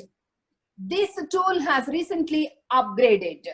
Students can use 15 seconds to 5 minutes video preparation, video making to respond to prompts. Teachers and peers, they can provide feedback. Here, just as we have earlier discussed, video presentations by students, we can use this tool also for that. apart from regular video feature, apart from Zoom, etc. We can use this also. Free online. There are many free online surveys which allows teachers to create surveys, quizzes, forms, and polls quickly and easily. I wish our honorable college persons who are hosting this program will use a Google form, a small form where we have to fill up our name, our email, our address, so that the certificate will be generated later. To use this in the first time is difficult.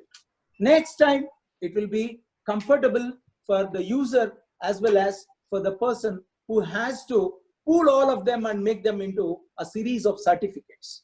So another important tool is iBrainstorm. It's an iPad app that allows students to collaborate on projects using Stylus. a stylus or other finger on screen. And then there is an interesting platform, Piazza, like a pizza. It's this platform allows the teachers to upload their lectures and assignments, as well as they can assign some homework and pose and respond to students' questions and poll students about class content. This tool is better suited for older students as it mimics post-secondary class instructional formats. Yes. And then we have two more we can suggest. I want to take just 1 minute about this point number 13. Please, this Q-free educational chat tool, which the higher education of Andhra Pradesh is trying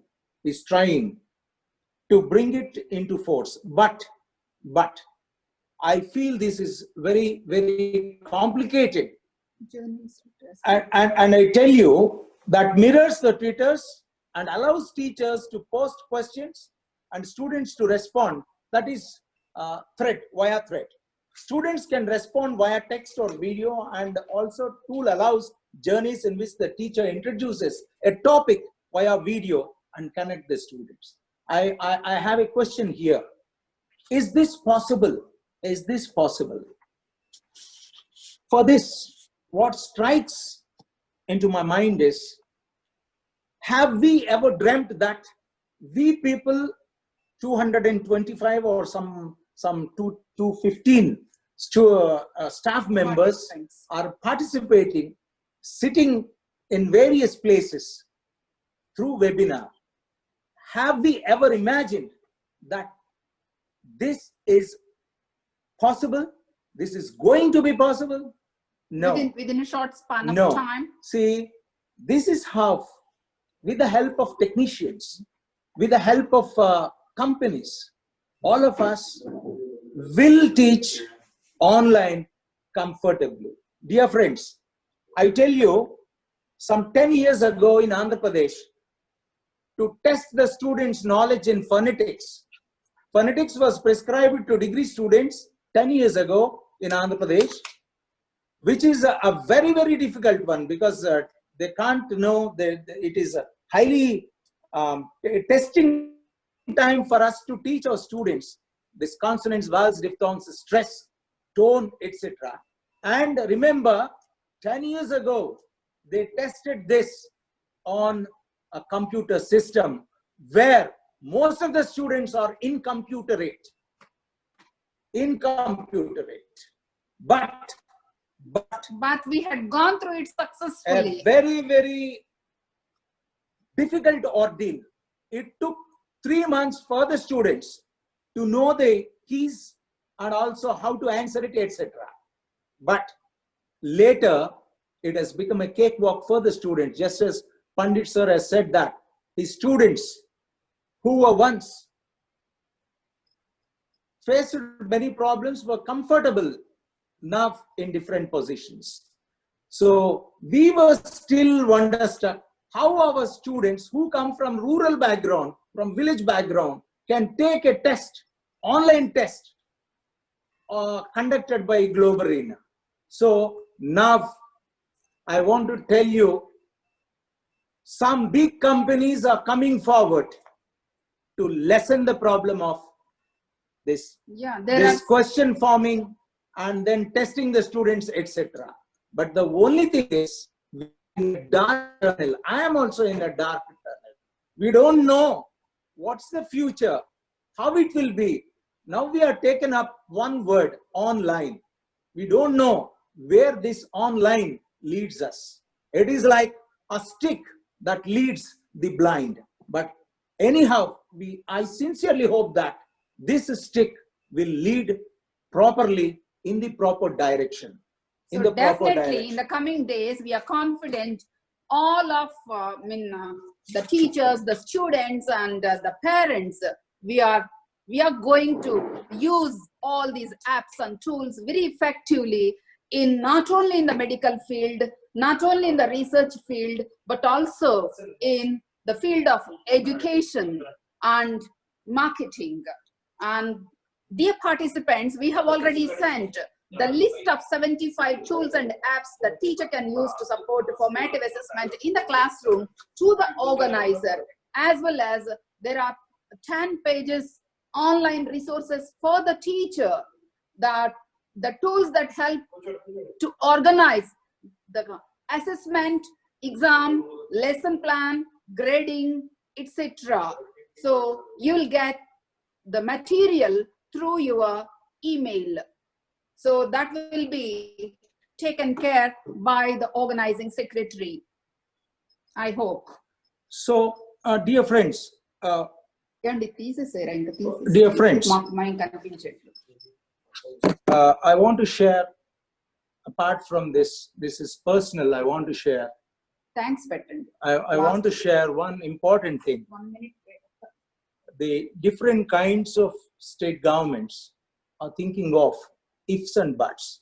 But as we were involved in this module, we have been giving suggestions to the government, may take or may not, because we were there on the board.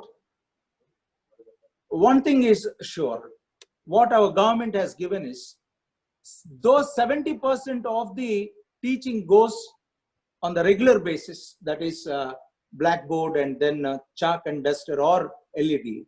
20% of it should go online. That is the instruction given to us.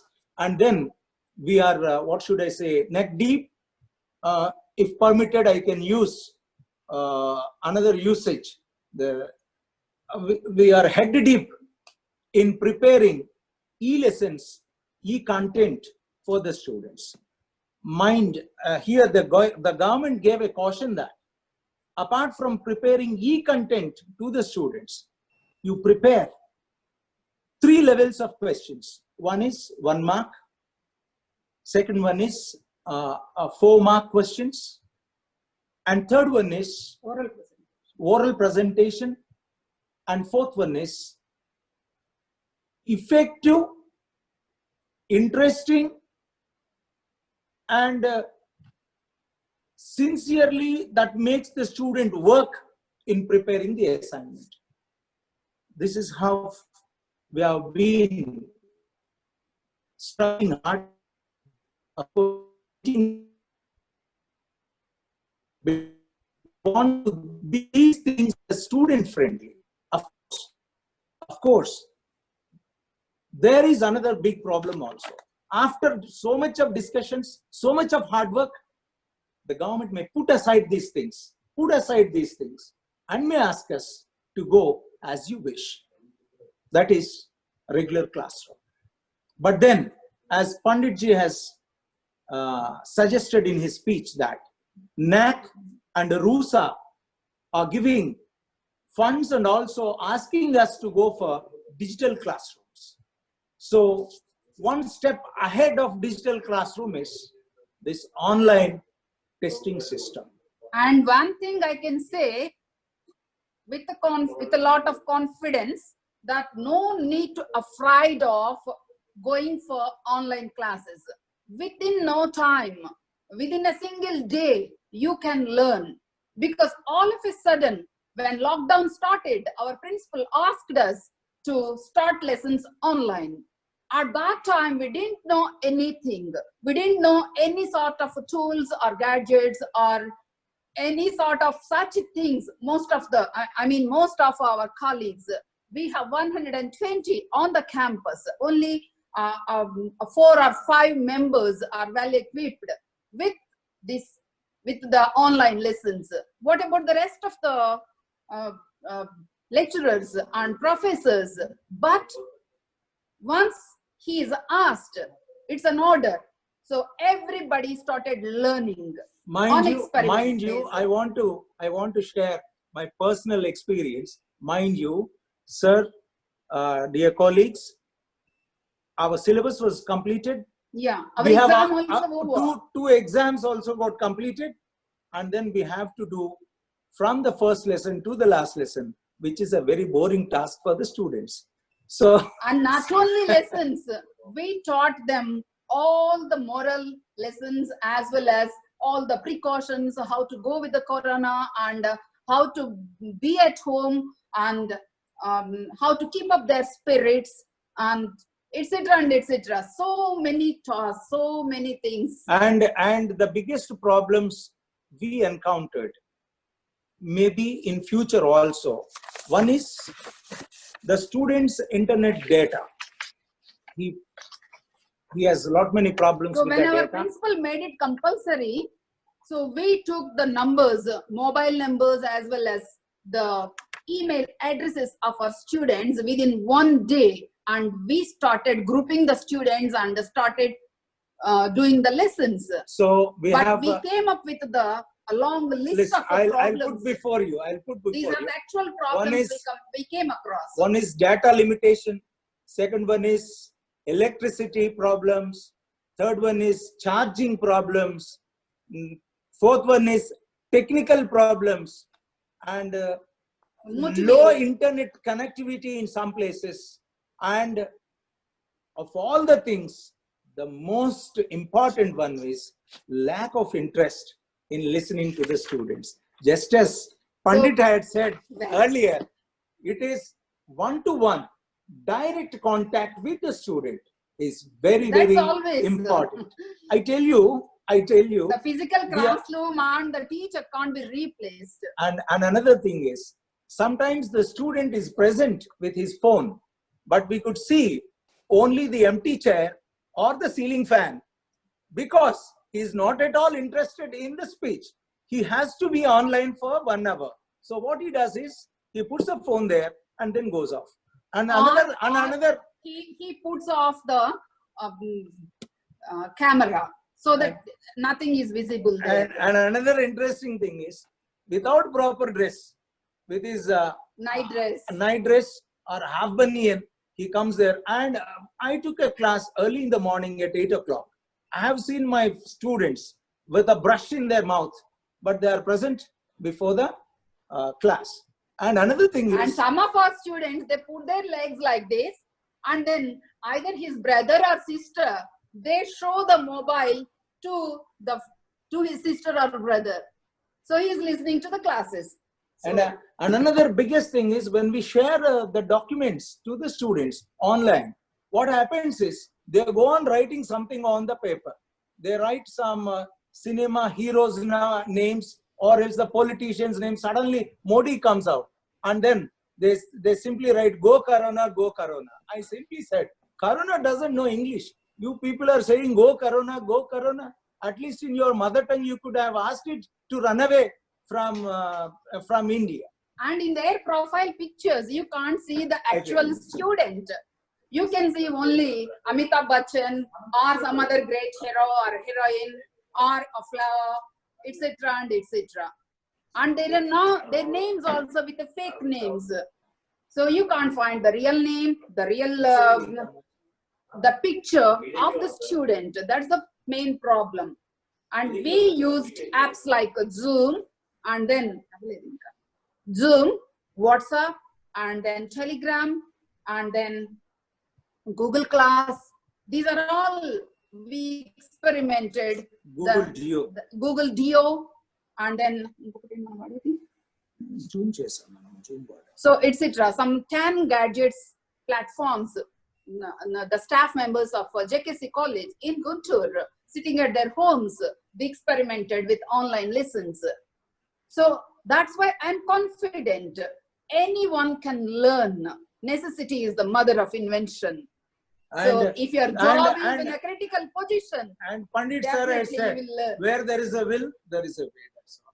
And willingly or unwillingly, the teacher will definitely learn certain things because I tell you, whenever there is a government election, the teacher is drafted for duty. The most difficult task is to conduct the elections, because all kinds of barbarians will come there, will attack us, and then we are doing it. So why can't we do this? Definitely we'll do that.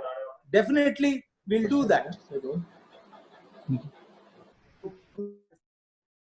So this is Any doubts or queries, we welcome. Some questions. Hello, am I audible? Yes, sir, please. Some questions are here. Yeah. I would like to put. My question to the Gopichand sir: which reading experience is healthy and comfortable? Reading hard copy or on gadgets, cell phone, Sir, app, or Kindle? sir, I already answered it, sir. Yeah, you have answered. But for me, what I feel is the book is a healthy one. Book is healthy one, sir, but to the present generation, they never open the book. They are very quite comfortable with their laptops, with their mobiles, or with any other modern gadgets. But right from the 3 years of old. But the most comfortable one and the healthy one is the hard copy. Hard copy. I think the next generation, maybe the generation, the next generation, they feel more comfortable with gadgets. But our generation, we feel that book and hard copy is the most comfortable and healthy one also. Another question, sir. Yeah. Yes.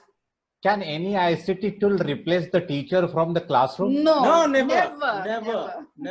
Sir, I want to put a counter question. That is, can anybody replace Socrates, Aristotle, and our Radhakrishnan, Swami Vivekananda, Jesus Christ? Nobody can replace them. The same is the case. My simple question is, can any student replace the physical presence of them? We never felt, though they are on the screen, we never felt that they are listening to the teacher. The physical presence of the teacher, just like the teacher, so like the students. We can't feel the presence of the classroom, the benches, the blackboard or the green board, and the students sitting on the benches. You can't get that feeling.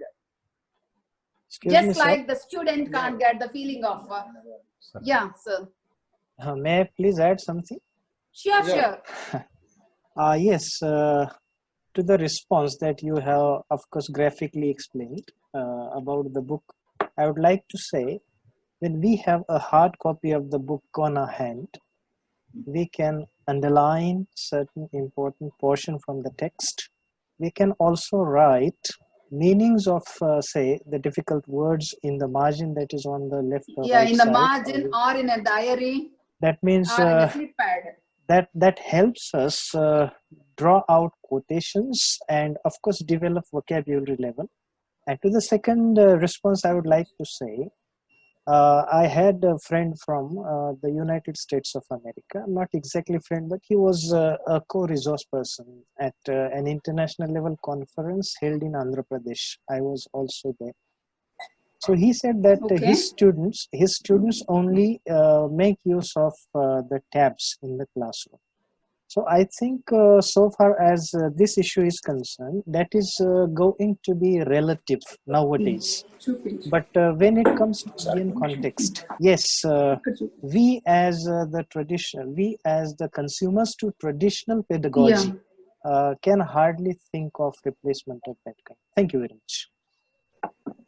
Very good, sir. I have been researching on this topic because I was asked this some 2 years ago when I met Mr. Bob from US who came to India to do research on teaching methods observed in schools and colleges in India. So I was, he put the same question: can you replace the text, the notes, etc.? So he went away to America. Later I found this. I'll show you. This is the Kindle version. This is the Kindle version. If you touch a word, it gives highlights and also the dictionary meaning of it. Yeah. Meaning, etc. The usage, the pronunciation. Just everything. click on the word. Just click on the word. It will. But I tell you, to get this accustomed to this gadget, it took me 1 year. 1 year. Even now, I am not totally comfortable with this gadget. So what I do is I take my pen and see. I show you. Even though I have used the tab, this is the notes we have prepared for this this thing, because a teacher is comfortable always with the pen and chalk piece. In India. What I have been doing for over And years, when you- for 4 years or 5 years, I have created one WhatsApp with on my number. Whenever I get a new word, either in reading or somewhere or something, I cultivate the habit of making that word or make a note of that word with usage, pronunciation, and then other synonyms, etc., etc.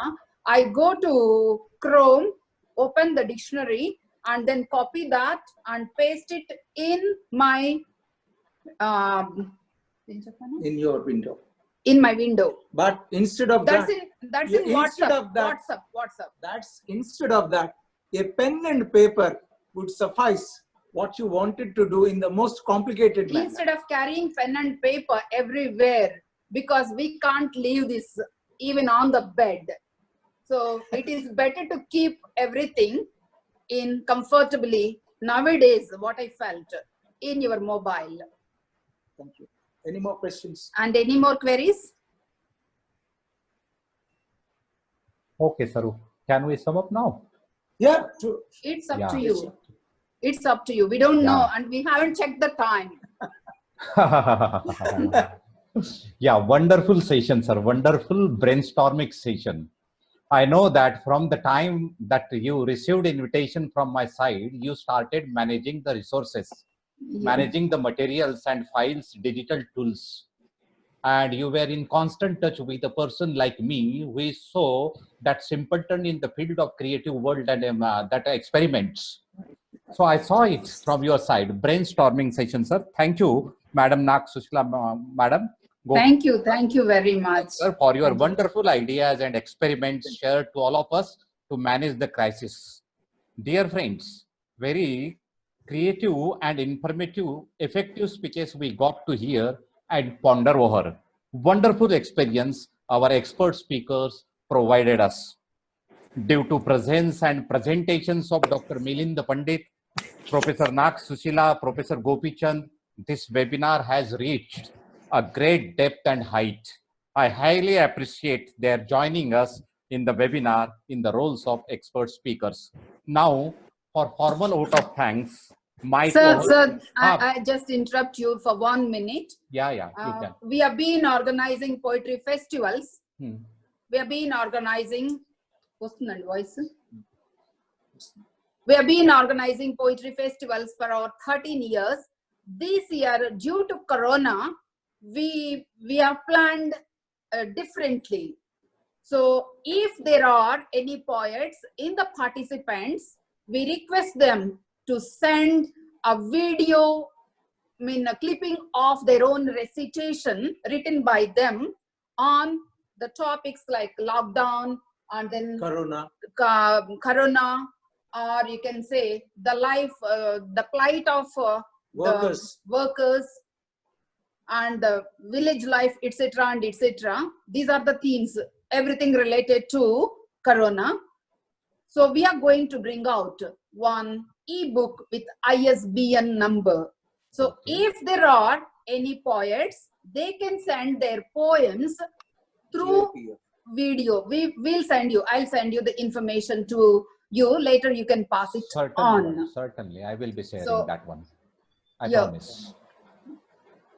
So that's my special request. Yeah. And very soon we are also planning one webinar. For that also we need a small help from you. The addresses of the participants. Certainly. We'll madam. send it to you. We'll send it to you. You kindly forward. Okay. Certainly, I will be helpful to you. Thank you. Thank you. Okay. Now for formal vote of thanks, mic over to Dr. Rashmi Paraskar. Good afternoon, everyone. Can you hear me, all of you? Yeah. Yeah. Good afternoon. It's my privilege to propose vote of thanks to this August gathering. At the outset, I would like to thank the delegates of this webinar, Professor Milind Pandit, Professor Nagsuseela, and Professor Gopichand, for their valuable insights and suggestions for coping up with academic challenges faced during the COVID-19 crisis. I would like to thank Dr. Milind Barahate, Principal of SIP and Berar College, for his invaluable guidance, encouragement, and persistent support. I thank Dr. Dashrath Jadhav, Head of the Department of English, SIP and Berar College, for successfully organizing the seminars. I extend my gratitude to my colleagues, Dr. Anjali Patil, Dr. Arvind Soni, for their active support. I thank the staff members of SIP and Berar College present over here. I thank all the participants who made the webinar a great success, and hereby declare that the webinar is over. Thank you. Thank you. Thank you. Thank you. Thank you, madam.